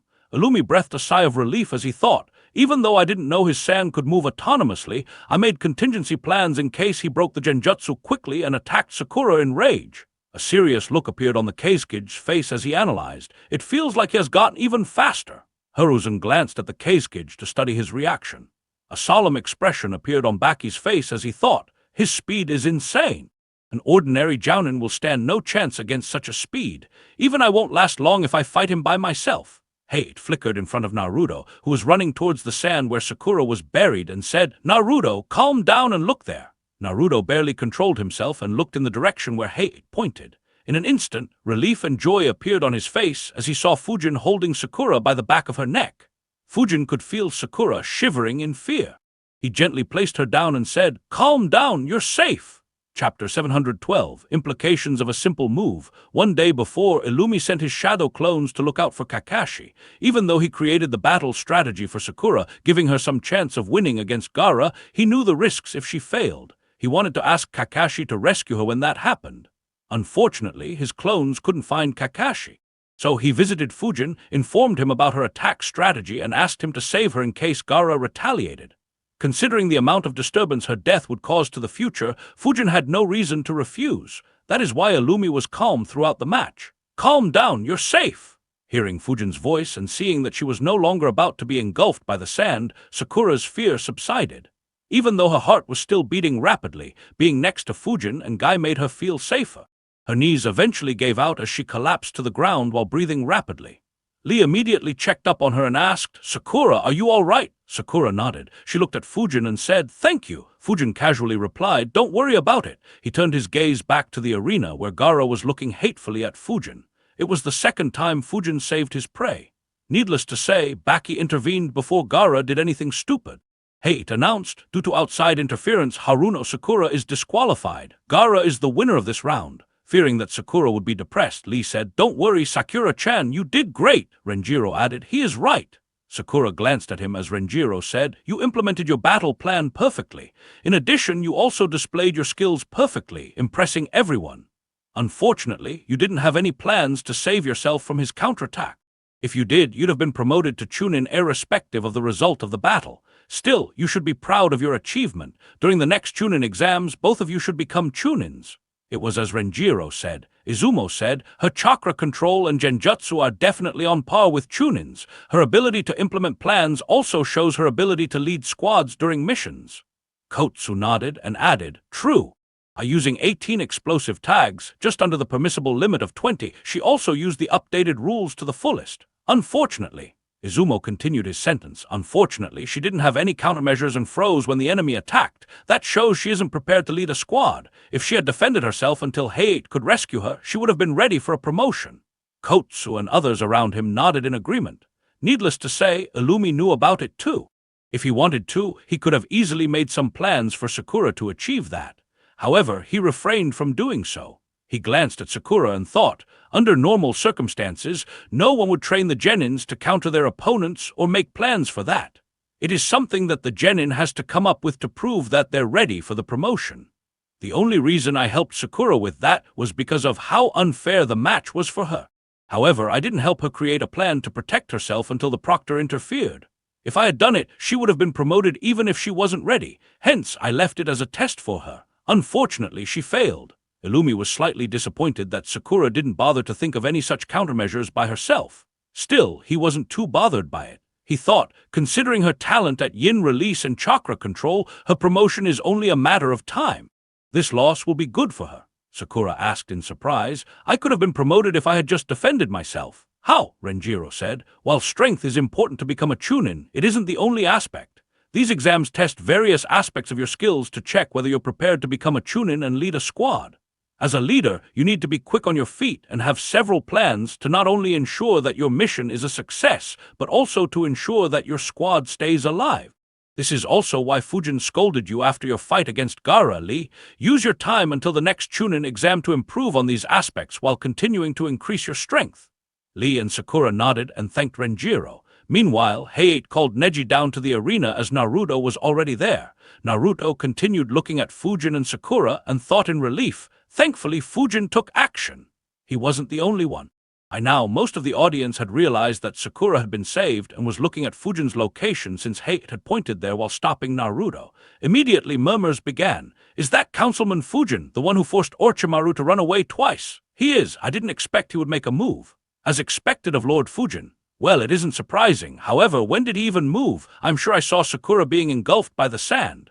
HMPH, you should focus on training. Do you think you can track a rank S ninja? While the ordinary people rejoiced and cheered, the ninjas who had been training for the past few weeks and expecting a war were relieved. Seeing how ridiculous Fujin's speed was firsthand increased their morale considerably. Of course, there were also a few who looked at Fujin with animosity. However, they didn't dare to speak aloud and could only keep their thoughts to themselves. So, that's the spectral swordsman? He's troublesome. I hope Keisuke-sama has made arrangements to deal with him. Otherwise, we're dead. HMPH, he might have defeated Orochimaru-sama by ganging up on him. With us here, no one will help him this time and Orochimaru-sama will kill him. The Konoha, Suna and Oto ninjas weren't the only ones who looked at Fujin seriously.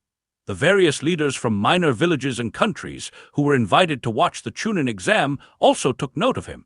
While none of them had any intentions of making a move against Konoha, their resolve to not mess with Konoha became stronger. An ordinary-looking lady glanced at Fujin as well while thinking, so he is Suzuki Fujin. He looks quite ordinary. To think that someone like him could force Orochimaru-sama to retreat twice. I'll have to be very careful. This battle will be a bloody one.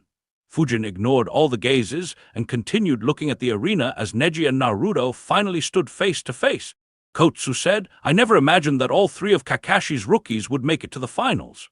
A shame that they drew such difficult opponents. This might be how far he goes as well. Izumo nodded and added, yes, but considering the surprise the Kunoichi gave us, I wouldn't count him out just yet. Hoka chuckled and said, I know you guided Naruto a bit, but this is the end of the line. Hoka chuckled and said, I know you guided Naruto a bit, but this is the end of the line for him. Fujin chuckled as well and asked, care to put money where your mouth is? Sakura glanced at the two of them and questioned, are these two betting on the match? Sakura, come and sit here. She turned her head to see Ino calling her and joined her. Hoka looked at Fujin with a deadpan expression and asked, who doesn't know how loaded you are, as if I'll risk bankrupting myself by betting against you? Fujin let out a sigh and asked, when did you lose your courage? Needless to say, Hoka knew Fujin too well to fall into his traps. He just turned his gaze to the two genins. Fujin just chuckled and looked at them as well. Meanwhile, Renjiro wondered, was Fujin just messing with Hoka or does he have confidence in Naruto? If it's the latter, then this battle might be fun. Match 2, begin! Neji took his stance while saying, ho ho, it's more fun this way. I can't wait to see the despair in your eyes when the truth finally dawns on you. Naruto made a hand seal as he replied, quit yapping and fight, multi-shadow clone jutsu. Chapter 713, An Epic Clash. The Hyuga blood flows thicker in his veins than in anyone else's. Watch closely, Hanabi. Yes, father, Hanabi replied to Hayashi. The two of them weren't the only ones. All Hyuga ninjas in the stadium were watching closely. Naruto, who had just created his shadow clones, suddenly shivered. He wondered, what the hell? Why does it feel like I'll be in huge trouble? The reason for his instincts warning him was Fujin's gaze that had locked on him.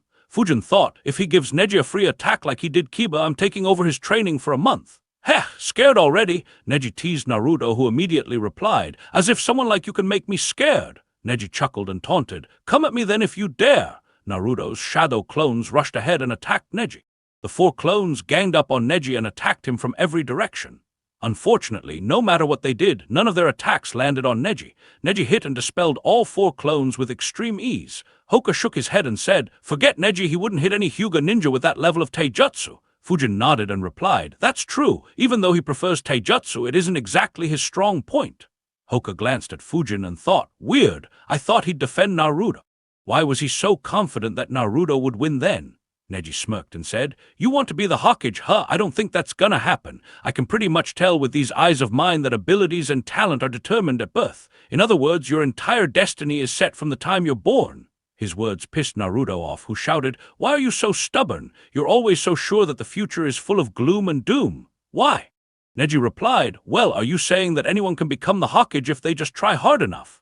Only a select few individuals are even considered for Hokage. Wake up and face reality. Those who become the Hokage are born with that fate. You can't get there by trying. You have to be pre-selected. A chuckle escaped Fujin's lips as he heard Neji's words. Ignoring the gazes the ones around him gave, Fujin thought, well, as delusional as he is, I can't say he is entirely wrong. Then again, how could he know the history of the supposed loser?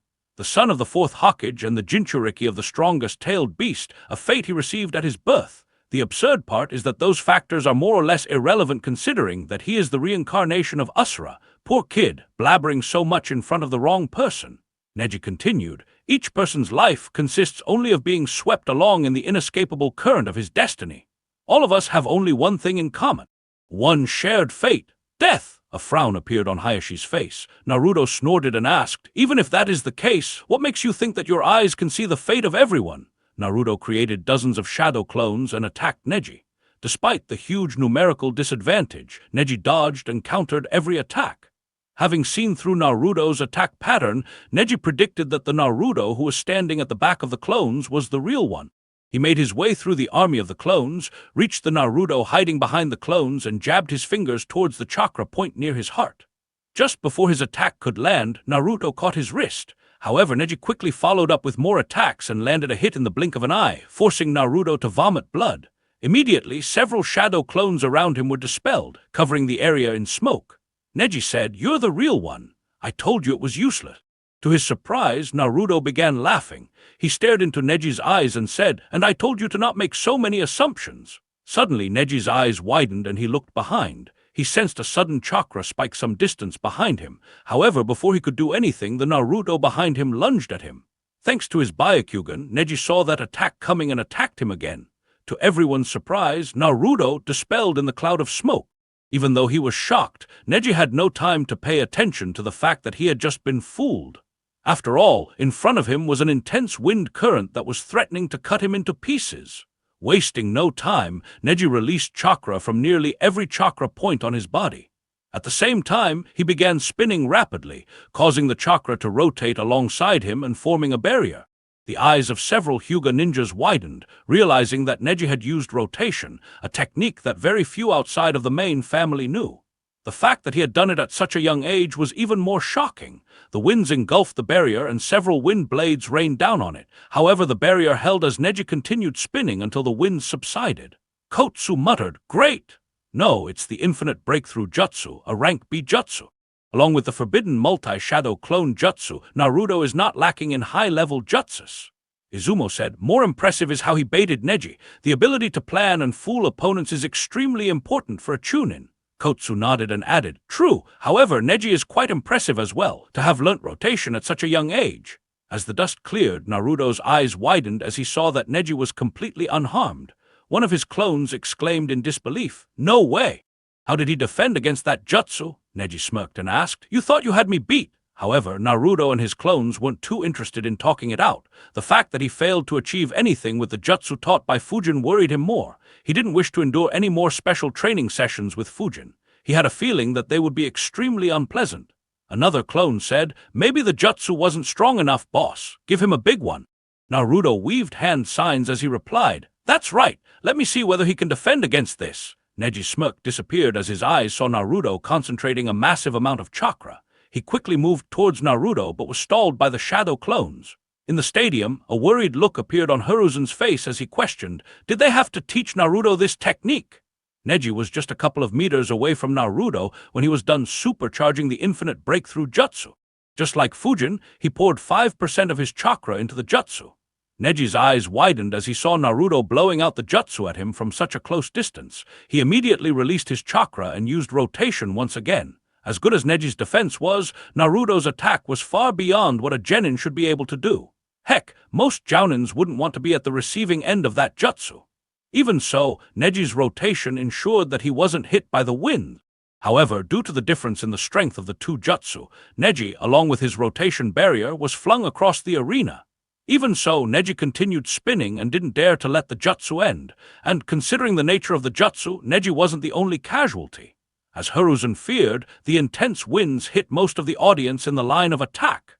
Thankfully, the winds had mellowed down and no wind blades reached the audience. Even so, quite a few people were blown away, causing several injuries. A part of the stadium became a complete mess. Even the people who weren't in the line of attack felt the strong winds. Hoka and Renjiro glanced at Fujin and thought, supercharged wind jutsus. No wonder he was so confident. How is a genin supposed to defend against the supercharged jutsus of a freaking Jinchuriki? Lee shouted, excellent, Naruto, keep it up. Ino questioned with a stunned expression as she covered her eyes, what the hell? When did Naruto become so powerful? Sakura answered, I don't know. His wind jutsus weren't this strong before. Kiba had a similar stunned expression as he thanked the heavens that Naruto didn't use such a jutsu against him. Hinata, whose condition didn't worsen like in the original story due to Fujin's treatment, smiled as she looked at everyone acknowledging Naruto. When the winds died down, Neji's figure appeared once again. This time he wasn't completely unhurt. Even though rotation kept Neji safe from the wind blades, stopping such strong jutsu made Neji feel the backlash. His entire body was aching and blood could be seen trickling down his lips. However, he still stood on his feet, shocking Naruto and his clones once again. Holy crap, what is that defense? How is he still standing? Boss, give him another. If 2 isn't enough, 3 will take him down. That's right, let me see if he still stays standing. Infinite breakthrough jutsu. To the shock of Neji and the audience, Naruto fired another supercharged infinite breakthrough jutsu at Neji, and by extension the people behind him. Chapter 714, Spam Till You Win. Neji coughed, spitting out blood. He looked at Naruto and wondered, what the hell was that? How was he able to infuse so much chakra in the same jutsu and increase its strength to such a level? Why does he even know such a strong jutsu? Before he could find an answer, his eyes widened as he saw Naruto's chakra moving in the same way it did a few minutes ago. He once again released chakra from his chakra points while cursing. Crap! How many times can he use this jutsu? Why does he still have so much chakra? For the first time, Neji was more than a bit nervous. Unlike Naruto, his chakra reserves were extremely limited. Even so, he still trusted his defense. However, there were quite a few who didn't have that luxury. Holy fucking hell, that demon is making the same fucking hand seals. Stop, stop, are you crazy? Do you want to kill all of us? That Hyuga kid is not at the center of the arena this time. He is very close to the wall. If he attacks here, then we. Fuck, stop, kid. Mommy, I'm sorry, I won't ever force you to bring me here. I'm sorry, I'll never look at you hatefully again. Please stop your attack. The audience behind Neji was in full panic mode.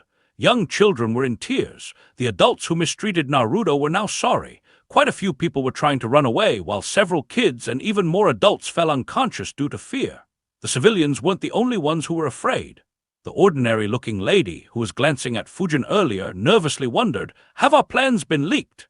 Does Konoha intend to launch a surprise attack using the excuse of the Chunin exam? Hoka looked at the commotion awkwardly and asked, should we help out? Fujin's group was quite far away from the line of attack, so none of them had made a move so far. However, realizing that some people may die, a few of them became nervous. Renjiro answered, it's fine. Arrangements are made to stop any attacks from harming the audience in every Chunin exam. It's just that Naruto's attack caught them off guard.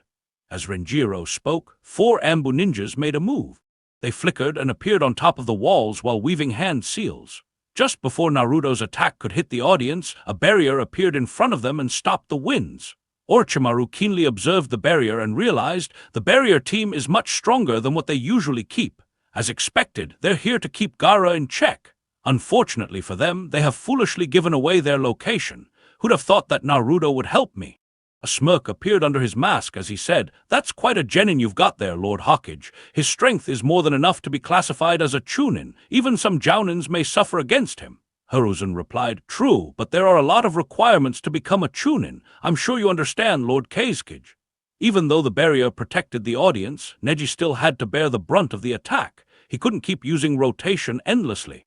Hate frowned, calculating. Under such intense winds, Neji will die if he can't sustain his jutsu. How can I save him if that happens? Sai, why are the battles so troublesome? Hate was feeling helpless. First Gaara and now Naruto, there wasn't anything he could do about their attacks. He just hoped that someone stronger would rescue Neji. Naruto's classmates kept watching with dumbfounded expressions. Not a single one imagined that Naruto would overwhelm Neji in this manner. Of course, his generation wasn't the only ones who were shocked. Ibiki frowned and asked, "Who decided to teach him how to supercharge jutsus?" Enko glanced at Fujin and said, "I heard that Kakashi had given Naruto to Fujin. Seeing the smile plastered on his face, we don't need a second guess." Ibiki sighed and muttered, "Not only is he troublesome, but he's making others more troublesome as well." Kotsu and Izumo had stopped commenting entirely. Both were left speechless by Naruto's display.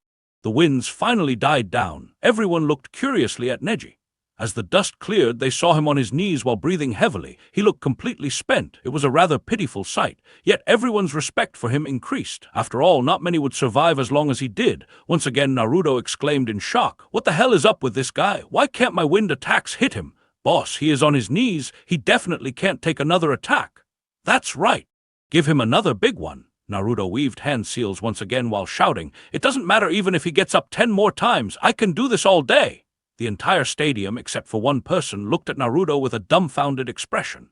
Hiruzen resisted the urge to facepalm as he questioned, "Didn't he spend only 3 days with Fujin? How did he get influenced so much?" Meanwhile, Hoka and Renjiro stared at Fujin while thinking, "There's no doubt about it. It's his doing." As quirky as Naruto is, he wasn't someone who'd abuse his advantage to this extent. Fujin ignored their gazes and didn't even bother covering up his smile. He said, "Guy, you may want to step in. Neji isn't in a state to endure another attack." Guy nodded seriously. He had realized that as well. Neji observed Naruto supercharging his jutsu once again and analyzed, "I can't sustain the rotation for another couple of minutes. How do I counter him?" "That's enough. Hyuga Neji is in no shape to continue this battle. Uzumaki Naruto is the winner." Seeing that Neji was in no state to continue, Hate invoked his powers as the proctor and announced loudly, putting an end to the battle. Naruto stopped channeling his chakra and muttered, "Huh, I won!" His clones were surprised by Hate's announcement as well. Neji's body finally gave away and he collapsed to the ground. Silence engulfed the stadium before the majority of the audience broke into a loud cheer. Only the section of the audience behind the barrier was silent. However, they too began celebrating. It was just that instead of celebrating Naruto's victory, they were celebrating that the match was finally over. Sakura shouted, "Yes, Naruto won!" Ino exclaimed, "That was incredible!" Others cheered as well, while several senior ninjas were impressed by the skill Naruto displayed. For Konoha, a village where the majority of the ninjas practiced fire jutsus, a ninja who could spam supercharged wind jutsus was someone most wanted in their squads. Naruto was surprised to hear everyone cheering for him. In a few seconds, a wide grin appeared on his face and he began celebrating too. Hiruzen smiled, thinking, "In this aspect, Naruto will leave even Fujin behind. If he learns how to harness the Nine Tails chakra better, he could launch supercharged jutsu for hours. Still, I need to have a word with Naruto. If he uses supercharged wind jutsus inside the village's funds will bleed dry in no time." Even Orochimaru looked at Naruto with interest. He hadn't expected Naruto to make such gains in so little time.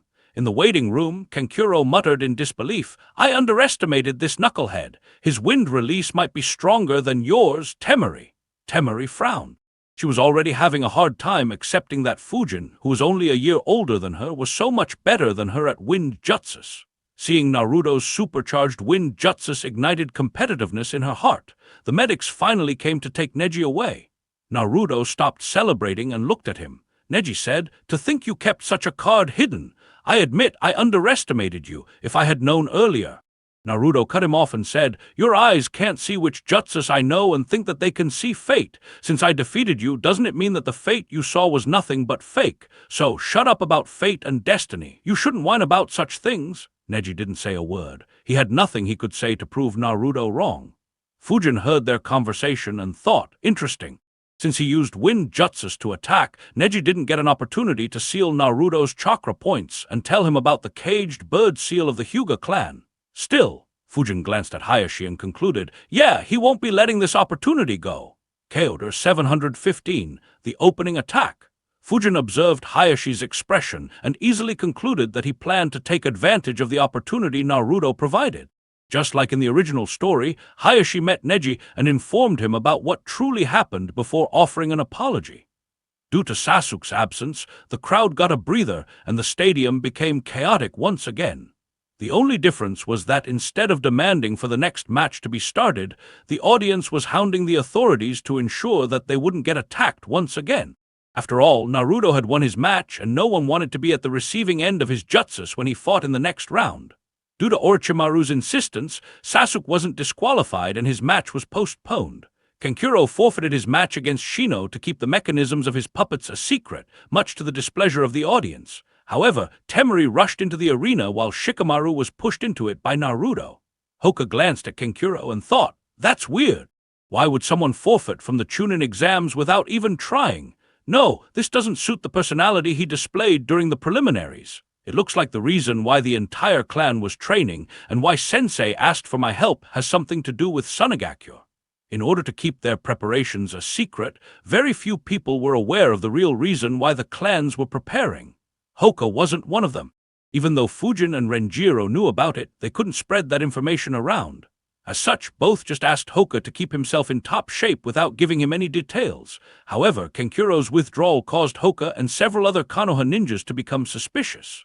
Hoka glanced at Shikamaru and muttered, "Why is he lying like a dead fish in the arena?" Fujin chuckled and replied, "Well, he is a Nara after all. This battle should be interesting."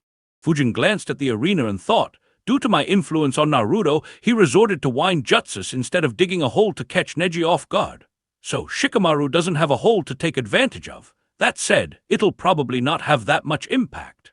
When Gaara attacked Sakura, he overturned a good part of the arena while Naruto's supercharged jutsus left massive scars on the ground.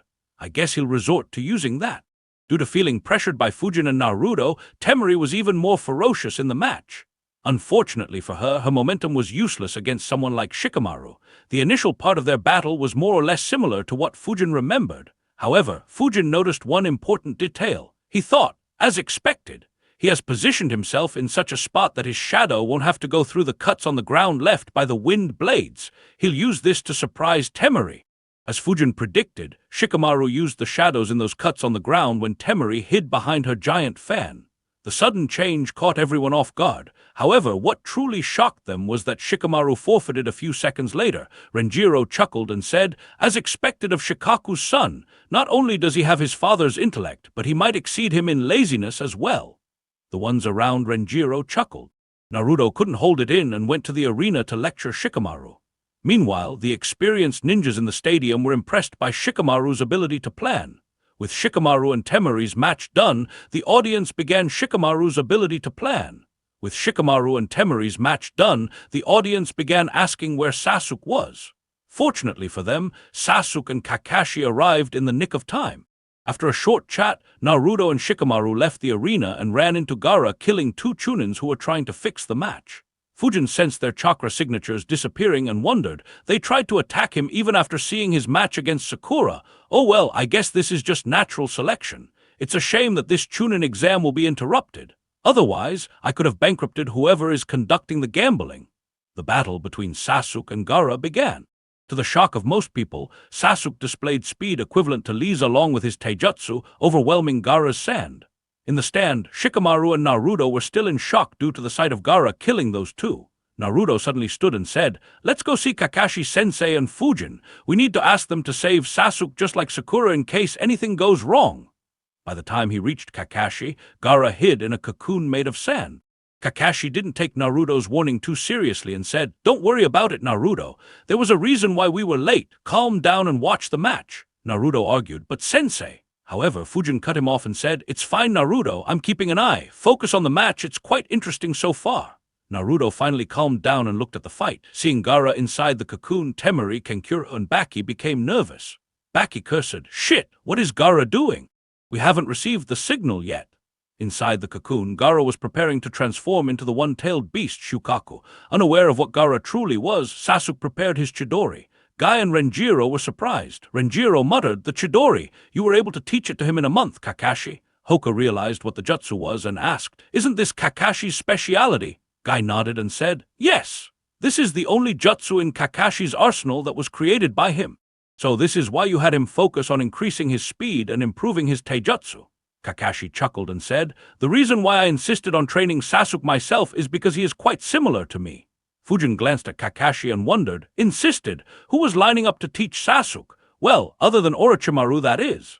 The genins looked at Sasuke's jutsu in awe and some jealousy as Sasuke pierced through Gaara's ultimate defense to the shock of every Suna ninja in the stadium. Ironically, the one who was the most thrilled was Orochimaru. "What is this warm moistness? Mother, what happened?" Gaara questioned. His eyes widened as he realized, "Blood, is this my blood? I'm bleeding." Gaara's screams were heard throughout the stadium. Sasuke, who was smiling, suddenly became serious as he felt something grab his arm. No matter how he tried, he couldn't withdraw his arm from the cocoon. Having no other choice, Sasuke activated Chidori once again. Gaara's screams were heard throughout the stadium once again as Sasuke finally managed to get away. However, an arm made of sand chased after him for a few meters before falling to the ground and retreating inside the cocoon. Renjiro, Kakashi, and Guy became serious. Renjiro muttered, "He's trying to transform." Kakashi nodded. If Gaara were to transform, he would be the one to take care of him. However, before he could make a move, a large-scale genjutsu was launched at everyone inside the stadium. The stronger ninjas immediately disrupted their chakra and broke out of the genjutsu. Hoka wondered aloud, "Which bastard dared to use a genjutsu on us?" His eyes suddenly widened as he asked, "Where is Fujin?" In the few moments when the genjutsu was launched, Fujin had disappeared. The genjutsu Kabuto cast was a signal for all forces. The Odo ninjas outside Konoha used the scrolls given by Orochimaru to summon giant snakes. However, unlike in the original story, 8 groups of 3 giant snakes were summoned. Along with 50 Suna and Odo ninjas in each group, they attacked Konoha from different directions. In the stadium, Orochimaru made his move as well. Hiruzen easily dodged and said, "No gold dust, I didn't expect that the Kazekage would let you disguise as himself, Orochimaru. You did a very good job considering that even Jiraiya didn't recognize you." Orochimaru pulled off his mask and said, "You praise me too much, sensei." Hiruzen sighed and asked, "Why exactly are you after Konoha?" Hiruzen couldn't make any sense of why Orochimaru hated him and Konoha to such an extent.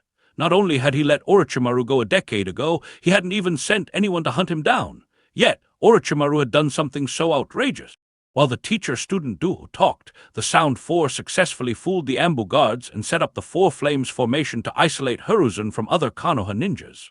At the same time, 100 Odo ninjas and 600 Suna ninjas appeared outside the arena. Their leaders shouted, "Kill every Konoha ninja you see.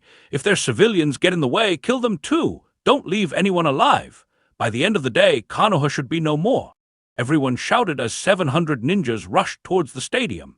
In the stadium, Hanabi nervously said, "Father, nearly 700 ninjas will reach the arena in a few seconds." Hayashi was serious as well. Within moments, the Konoha ninjas in the stadium saw the figures of the Suna and Odo ninjas covering the entire horizon. Loud shouts of "Kill all Konoha ninjas" were heard throughout the stadium. Sakura shivered as she fearfully muttered, "What's hap?" Her words got stuck in her throat and her eyes opened wide. She wasn't the only one. Hanabi's eyes, along with the eyes of several hundred ninjas, widened similarly. The Suna ninjas who had jumped over the walls suddenly noticed an unstable ball of wind right in the middle of their formation. One of the Jounins wondered, "What is that?" Before he or anyone else could take a better look at it, the ball exploded, sending vacuum blades flying in every direction. Everyone in the stadium who was still awake saw the bodies of nearly 100 Suna elites being dismembered mid-air. Blood and body parts rained down on the arena, painting the trees near the walls red. Chapter 716, A Terrifying Assault. Shikaku had stationed over 400 clan ninjas in the stadium.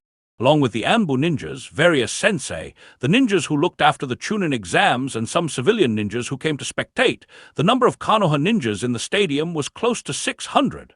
As such, Konoha wasn't at much of a disadvantage numerically.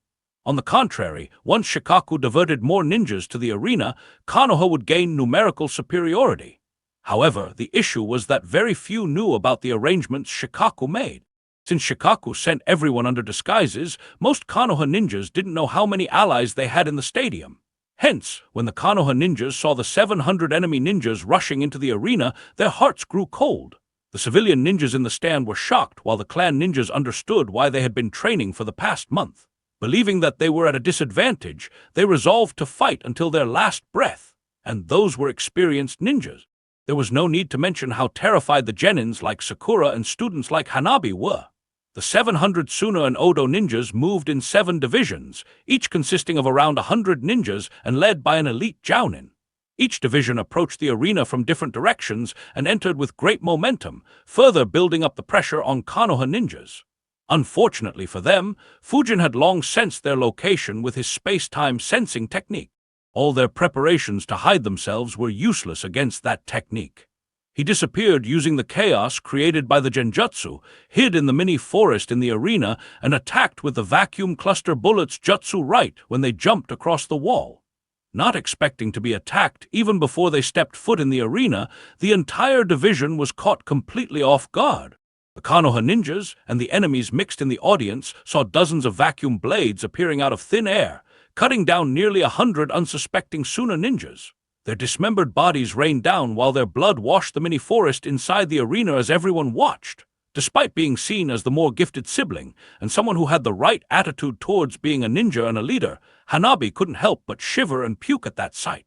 The sight was just too horrendous. Sakura barely managed to hold herself and asked while shivering, "What is that? How did so many ninjas die, and who killed them so brutally?" Even several experienced ninjas felt nauseated at that sight. Sasuke, who was still in the arena, looked at the gore with a stunned expression and exclaimed, "What the hell?" Temari and Kenkuro, who entered the arena to check up on Gaara, were no different.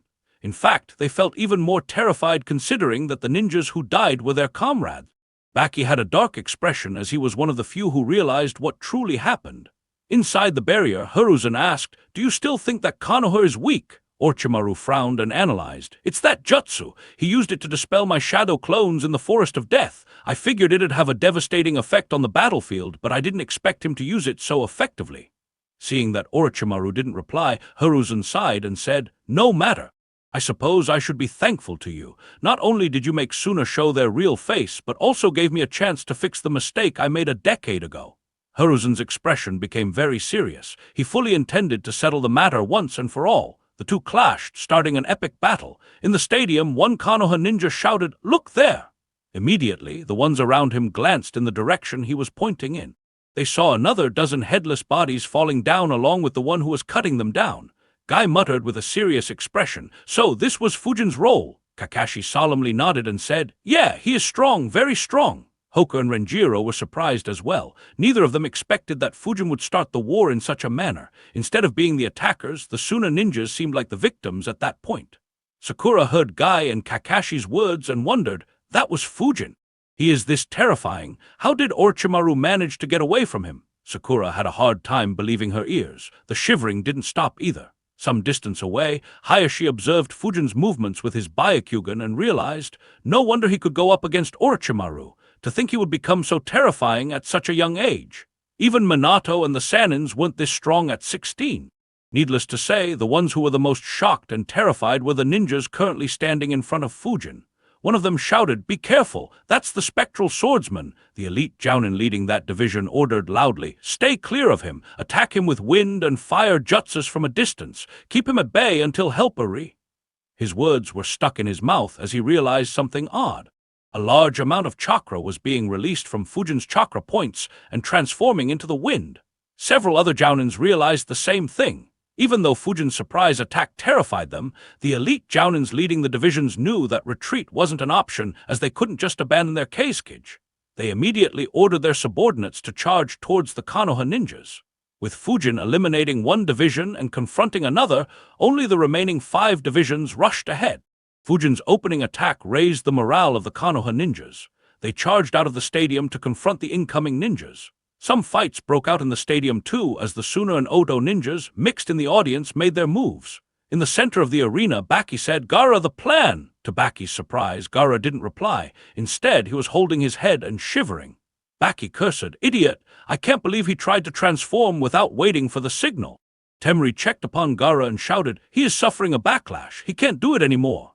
Kenkuro was about to question what to do when Baki said, "I'm calling it off. Take Gaara and withdraw for now. I'll stay here and fight." Temari and Kenkuro didn't waste any time. They grabbed Gaara and escaped immediately. Following Hei's advice, Sasuke chased after them. Kakashi's eyes widened and he shouted, "Sasuke, wait!"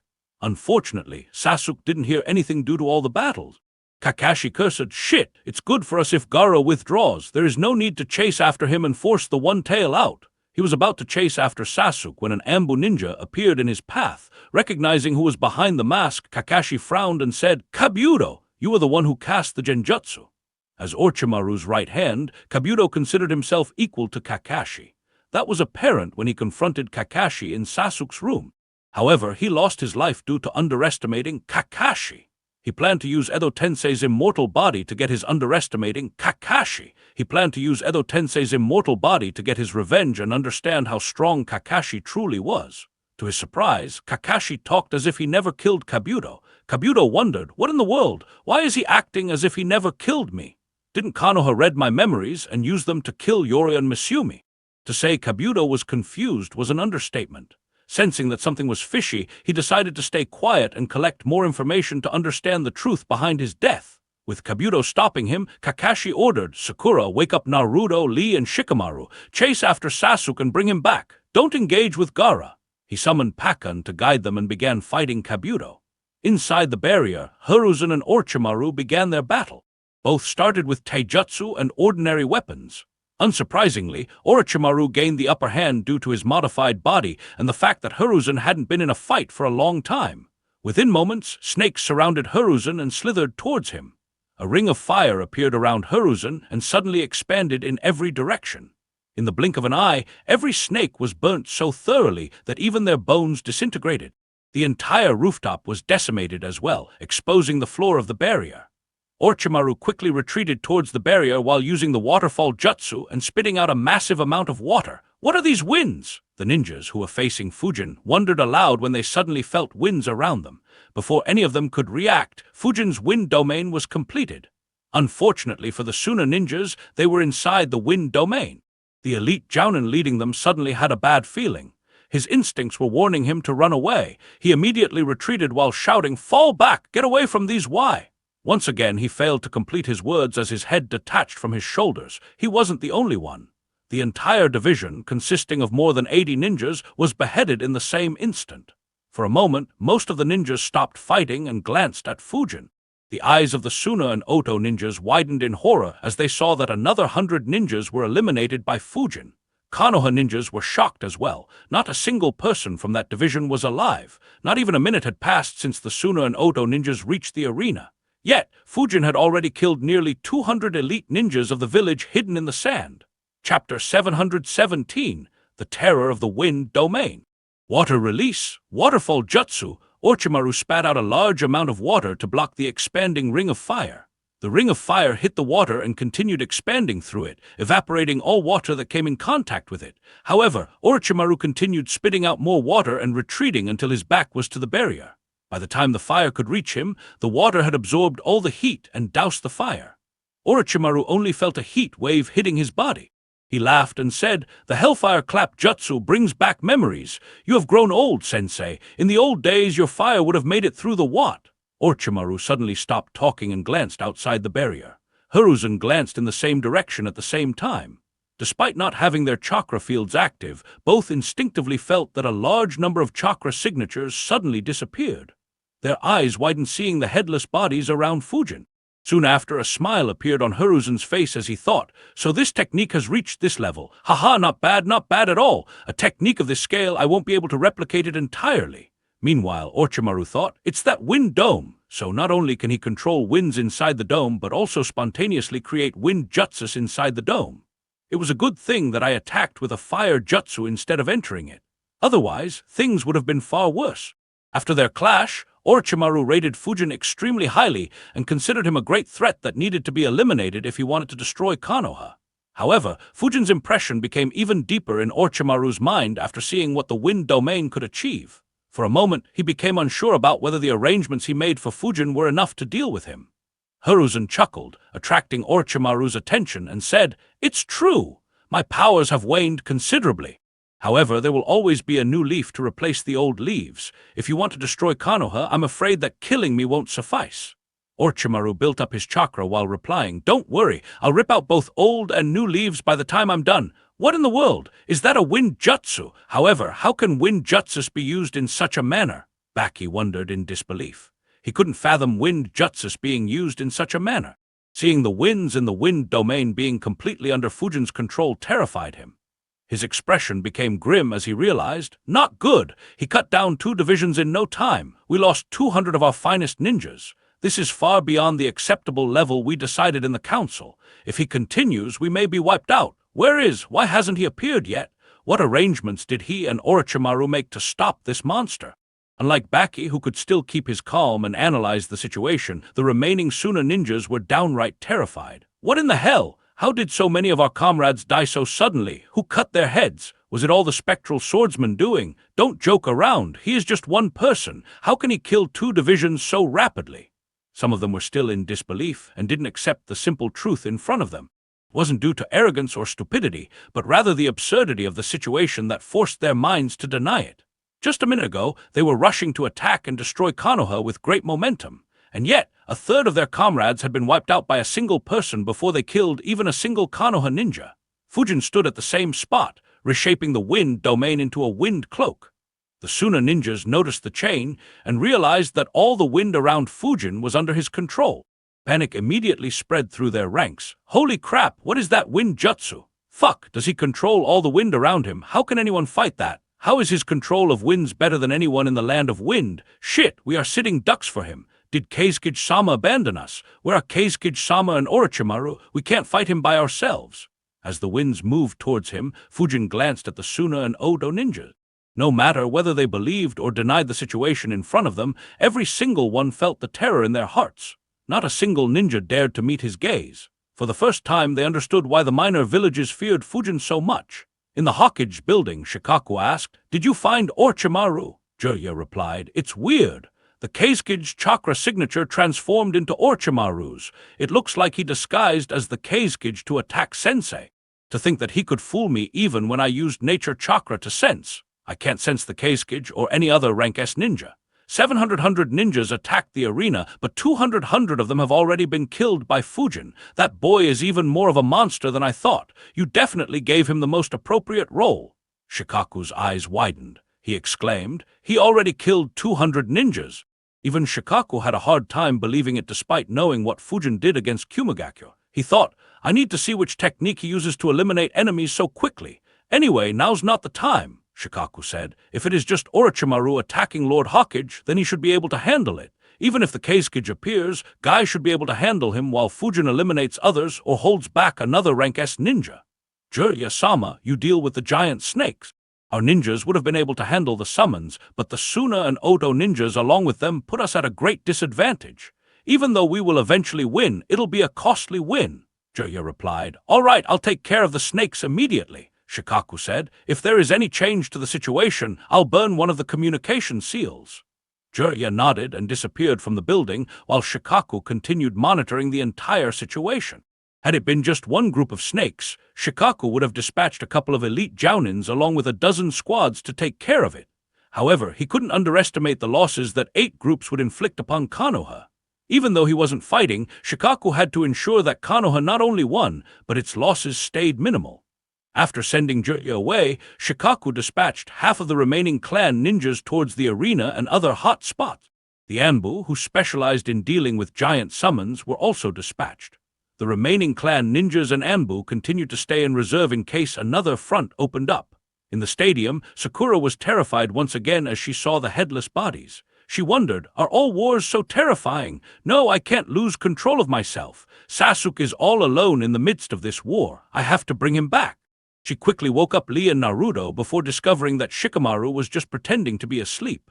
Naruto asked in confusion, "What is happening? Why is everyone fighting?" His eyes widened as he asked, "How did those trees become red all of a sudden, and why are those people sleepy?" Words got stuck in his mouth as he realized that the people lying on the ground were headless. Sakura replied, "Sunagakure and Otagakure ninjas attacked us. We are at war.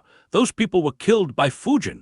Naruto exclaimed in surprise, "Big brother Fujin killed so many people. No way, where is he?" Sakura pointed in a direction and said, "He is there. Huh, where is he?" After transforming his wind domain into wind cloak, Fujin moved once again. Baki sighed in relief that the closest group to Fujin was the Odo division. He blocked Hei's and Genma's attacks while keeping an eye on Fujin. Unfortunately, his relief didn't last for too long. Using the wind cloak to propel himself, Fujin reached the Odo division in the blink of an eye. He was so fast that everyone who was keeping track of him lost sight of him for a second. Only by following the wind trail could they understand his movements. The Odo ninjas had just engaged several Konoha ninjas when Fujin appeared on their flank and cut down 4 ninjas with one swing of his sword. His sudden appearance made the heads of Odo ninjas turn. They just saw Fujin waving his arm, causing the wind cloak to release some winds, which quickly transformed into wind blades and cut down the 16 ninjas closest to him. Even before those ninjas were cut down, Fujin disappeared from his spot. He appeared on another side of their army. Seeing the winds suddenly become intense, the Odo ninjas understood that Fujin was approaching them. One of the Jounins shouted, "Bastard! How dare he kill our comrades! Stop holding back and kill him!" As soon as he gave the command, tattoos appeared on the bodies of half a dozen ninjas, including the ninja who shouted. Fujin immediately noticed the change and realized, the curse seal! Tusk, that snake is really generous with his soul. Chapter 718, Black Flames. The bodies of 6 Odo ninjas began transforming as they activated Stage 2 of the curse seal. Unfortunately, even before they could complete their transformation, a red line appeared on their bodies, starting at their forehead and ending below their abdomen. All 6 ninjas were sliced in two even before they had a chance to make a move. Baki cursed, "What in the world is that speed? He's even faster than when he saved that girl. Don't tell me that wind cloak enhances his speed. And he can even fly. Shit! Where in the fucking hell are the arrangements that Keisuke-sama said he has made?" While Baki just felt that they were at a massive disadvantage and in great danger earlier, he now understood that they were done for sure. If Fujin was left alone for a few minutes, not a single Suna or Odo ninja, including him, would be left alive. He had no doubts regarding that. Seeing Fujin cleave through the Odo division with such ease, the Suna ninjas, who were still in denial, accepted the reality. The morale of the entire army dropped in an instant. More than half of them wanted to retreat. However, knowing the punishment for betrayal and not wanting to leave their absent leader to fight alone, they continued defending against the spirited assault of the Konoha ninjas. On the other hand, Fujin's presence raised the morale of the Konoha ninjas fighting against the Odo ninjas. They immediately intensified their assault while shouting, "Councilman Fujin is leading the charge. Follow him and kill these bastards. Show these fools what fate awaits them. Leave no one alive."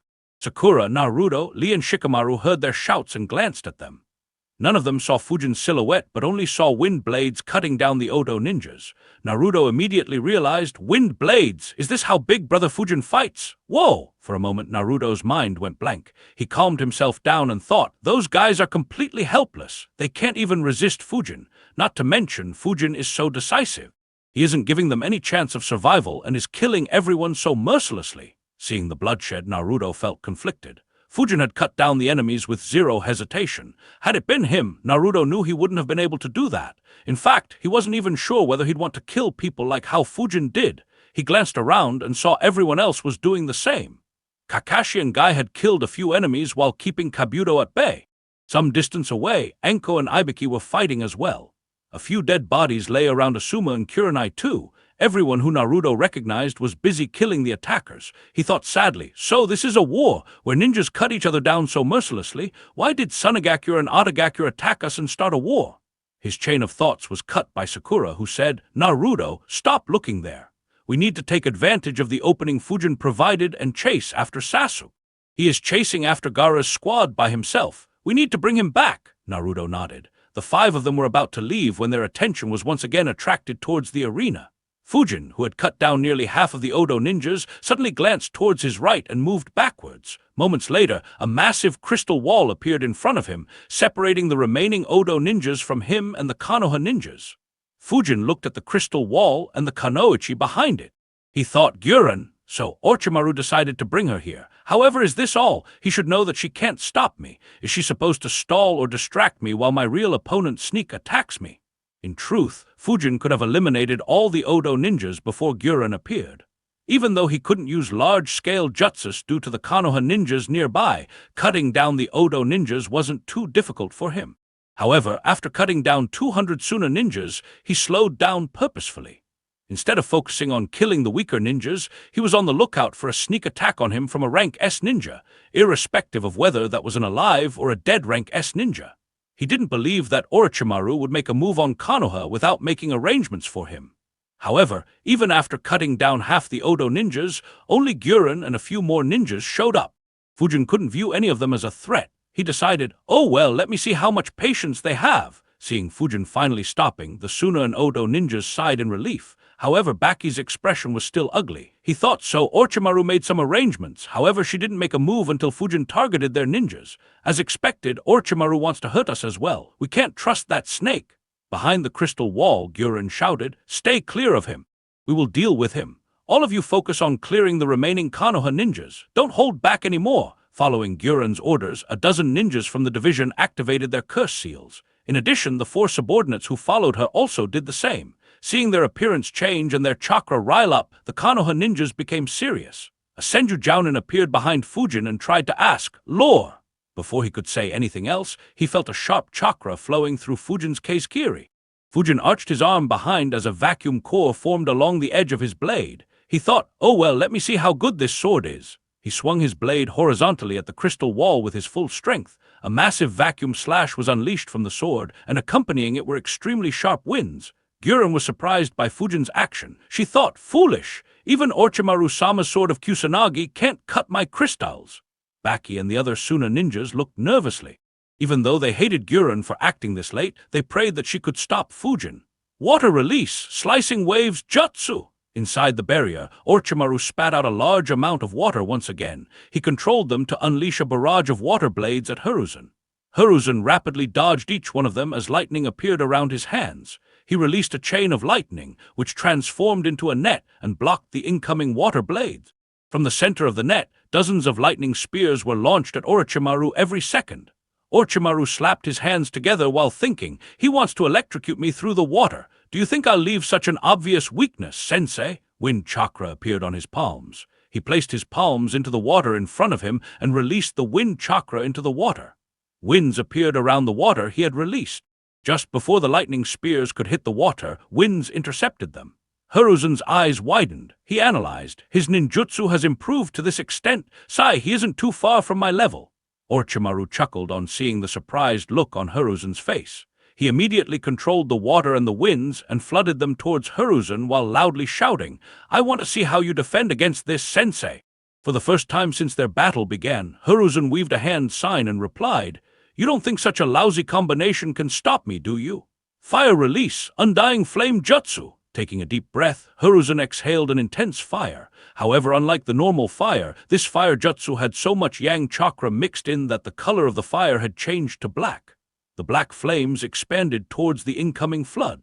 Orochimaru immediately controlled the winds and let the water engulf the winds to prevent the winds from assisting the flames. At the same time, he began fusing large amounts of yin chakra into the water. The two jutsus collided, filling most of the barrier with steam. The Sound Four and the Ambu guards, who had the front row seat to watch this epic duel, wondered in disbelief. How could fire overwhelm water with such dominance? The only one who wasn't surprised was Orochimaru. After all, fire was what Hiruzen was known for. If anything, Orochimaru was disappointed that Hiruzen's fire wasn't as hot as it was decades ago. Hiruzen sighed as he realized, "To think that my old age would cause this jutsu to be doused for the very first time. How embarrassing!" Even though the fire was overwhelming the water, Hiruzen knew that he couldn't sustain the momentum. Eventually, Orochimaru would gain the upper hand. Thankfully, there was still quite some time before that could happen. The lightning net around Hiruzen suddenly collapsed and transformed into large lightning dragons. They flew through the flames and hit the water. Chapter 719, Countering Fujin. Orochimaru's eyes widened on seeing the lightning dragons enter the water. He quickly controlled the winds that had been absorbed by the water earlier to form a barrier, separating the flood into two parts. The wind barrier reduced the strength of the lightning dragons to the extent that they were no longer a threat to Orochimaru. Unfortunately, the lightning dragons left a path for the flames, which Hiruzen didn't miss. As his black flames hit the wind barrier, the strength of Hiruzen's flames increased once again. Having gotten a second wind, quite literally, the flames moved through the water with an unstoppable force, completely transforming a large amount of water into steam. Orochimaru cursed, "Shit!" He immediately spat out a large amount of mud, which transformed into a dome around him to shield him from the flames. Unfortunately, the flames were too intense for the mud to handle. Even though its strength was reduced considerably, Orochimaru was still engulfed by the black flames. The black flames started burning his entire body mercilessly. Orochimaru gritted his teeth as he endured the flames while using every suitable jutsu in his arsenal to reduce the intensity of the flame. He succeeded in reducing the fire's intensity to an extent where it was manageable for him. Unfortunately, the damage had already been done as he collapsed inside the flames. However, there was no joy or relief on Hiruzen's face. Even before he could take advantage of the situation, a pair of hands opened Orochimaru's mouth from the inside and Orochimaru crawled out, completely unharmed. A wide grin could be seen on his face as he began laughing non-stop. Ha ha ha ha ha ha ha ha ha! The sounds of his laughter echoed inside the barrier as he shouted, "You failed, Sensei! You can't kill me!" Despite his laughter, there was no change in Hiruzen's expression. He replied, "Indeed, killing you has become difficult. However, let me see how many times you can use this jutsu." Orochimaru stopped laughing and said with a grin on his face, "That was your only chance, Sensei. Here onwards, the only thing that awaits you is your death and the destruction of Konoha." For the first time, Orochimaru began weaving hand seals rapidly before slamming his hand on the ground, or rather the floor of the barrier. In the arena, Fujin's vacuum slash hit the crystal wall raised by Gyurin. Shock appeared on her face as a cracking sound was heard. She exclaimed, "That's impossible!" A gigantic crack appeared along the entire length of the wall before the vacuum slash cut straight through the crystal wall. Gyurin stopped weaving hand signs and ducked down to avoid the vacuum slash. Without the need for any order, every single Odo ninja ducked or jumped to avoid the vacuum slash. Having seen what it did to the crystal wall, none of them dared to get in its way. However, their eyes widened in shock as they realized something horrifying. Crystal armor appeared around Gyurin and her 4 subordinates, protecting them from the sharp winds that accompanied the vacuum slash. The other Odo ninjas weren't so lucky. The ones who didn't have the curse seal died. The other Odo ninjas weren't so lucky. The ones who didn't have the curse seal died due to the large number of cuts opening up on their bodies due to the merciless winds. The ones who activated the second stage of the curse seal had far stronger physiques than regular ninjas. Even then, 2 of them died as wind blades repeatedly cut one's throat till he was beheaded and destroyed another's brain by piercing through her eyes. The rest were injured to varying degrees but still had the ability to fight. Once again, the arena was stunned as nearly the entire Odo division had been wiped out. Gyurin and the other surviving Odo ninjas looked at Fujin with dread in their eyes. What horrified them was that Fujin was moving towards them. Gyurin shouted, "Kuragaki, Shidru, stall him! You too, protect me! Others attack the Konoha ninjas!" Hearing her commands, 2 Odo ninjas flickered towards Fujin. One was a large man whose body was covered in rhinoceros armor after transforming. The other was athletic and had a cheetah-like hide. Fujin thought, "Stall me? Is she planning something? Or did she say those words to distract me? Oh well, let me see." As he moved, Fujin waved his left palm towards Gyurin. His wind cloak lost a bit of chakra as a breeze appeared in front of him. However, unlike a normal breeze, it was made entirely of wind blades. Shidru, the athletic one, stepped in front of Kuragaki while weaving hand seals at a speed that Fujin had never seen earlier. Surprised, Fujin thought, "What the hell? He is faster than Kakashi at weaving hand signs." Wind release, pressure damage jutsu. Shidru exhaled intense winds at Fujin. However, instead of having a wide range, his jutsu was very concentrated and hit Fujin's wind blades. While he couldn't stop the wind blades, Shidru successfully managed to change the direction of his wind blades just enough to ensure that none would hit them or Gyurin. Fujin thought, "Not bad. I guess I shouldn't underestimate Orochimaru's underlings so much." Fujin raised his sword once again. This time, some chakra from his wind cloak began flowing through his blade. The massive chakra flowing through the sword made most of the remaining Odo ninjas worried. However, a smirk appeared on Shidru's face as he disappeared from his location. Fujin's eyes widened as he thought, "He's fast, very fast." Initially, Fujin had plenty of time to attack the Odo ninjas. However, Shidru's speed suddenly increased 20-fold. He closed the distance between them in the blink of an eye. Fujin immediately controlled his wind cloak and extended it in Shidru's direction. However, Shidru immediately stopped and retreated while thinking, so his wind cloak can transform back into the wind dome. That's troublesome. Luckily, he doesn't know about our abilities. Fujin was surprised by how quickly Shidru retreated. He turned his gaze towards Kuragaki, who continued moving towards Fujin despite his partner's retreat. Fujin swung his sword at Kuragaki while analyzing. He retreated too quickly. Did he intend to attack at all, or was it a bluff to let this guy come close to me? However, why exactly is this big guy running towards me? Instead of trying to dodge Fujin's sword or get away from the wind domain that was forming once again around Fujin, Kuragaki raised his left arm and tried to catch Fujin's blade with his bare hands.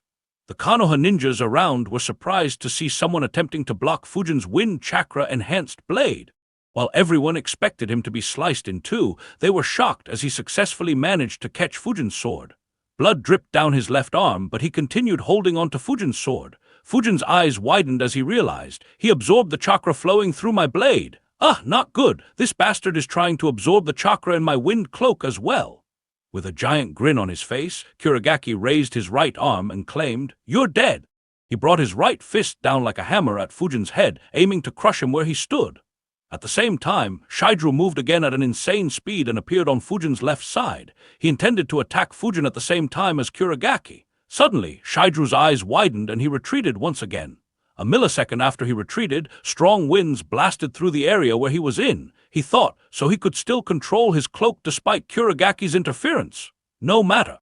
I successfully distracted Hai. Shidru's eyes suddenly widened. Before Kuragaki's fist could land on Fujin, he suddenly stopped and vomited blood. He glanced at his abdomen and saw a giant hole at the place where Fujin's punch landed. Due to the curse seal, Kuragaki's body was much stronger than a normal ninja. Even though he had absorbed the chakra flowing through the sword, Kazekiri would have sliced through a normal human with little difficulty. That showed how strong his body was. Hence, Kuragaki was very confident in his physique. Paired with his ability, he never feared close combat against any ninjas. To his shock, Fujin's punch had opened up a hole in his body. He glanced at Fujin and muttered, "How?" His eyes widened as he noticed the veins on Fujin's body bulging and his skin flush with raw power. The Konoha ninjas who were keeping an eye on Fujin immediately exclaimed, "That's the 8 inner gates technique. Fujin knows that technique as well." Fujin glanced at the collapsing Kuragane as he closed the 3 inner gates he had opened and thought, "Dark release, huh?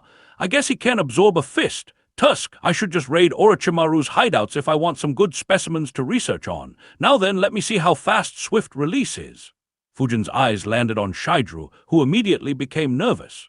His eyes widened and he hurriedly stepped to the left as Fujin's blade passed through his previous location.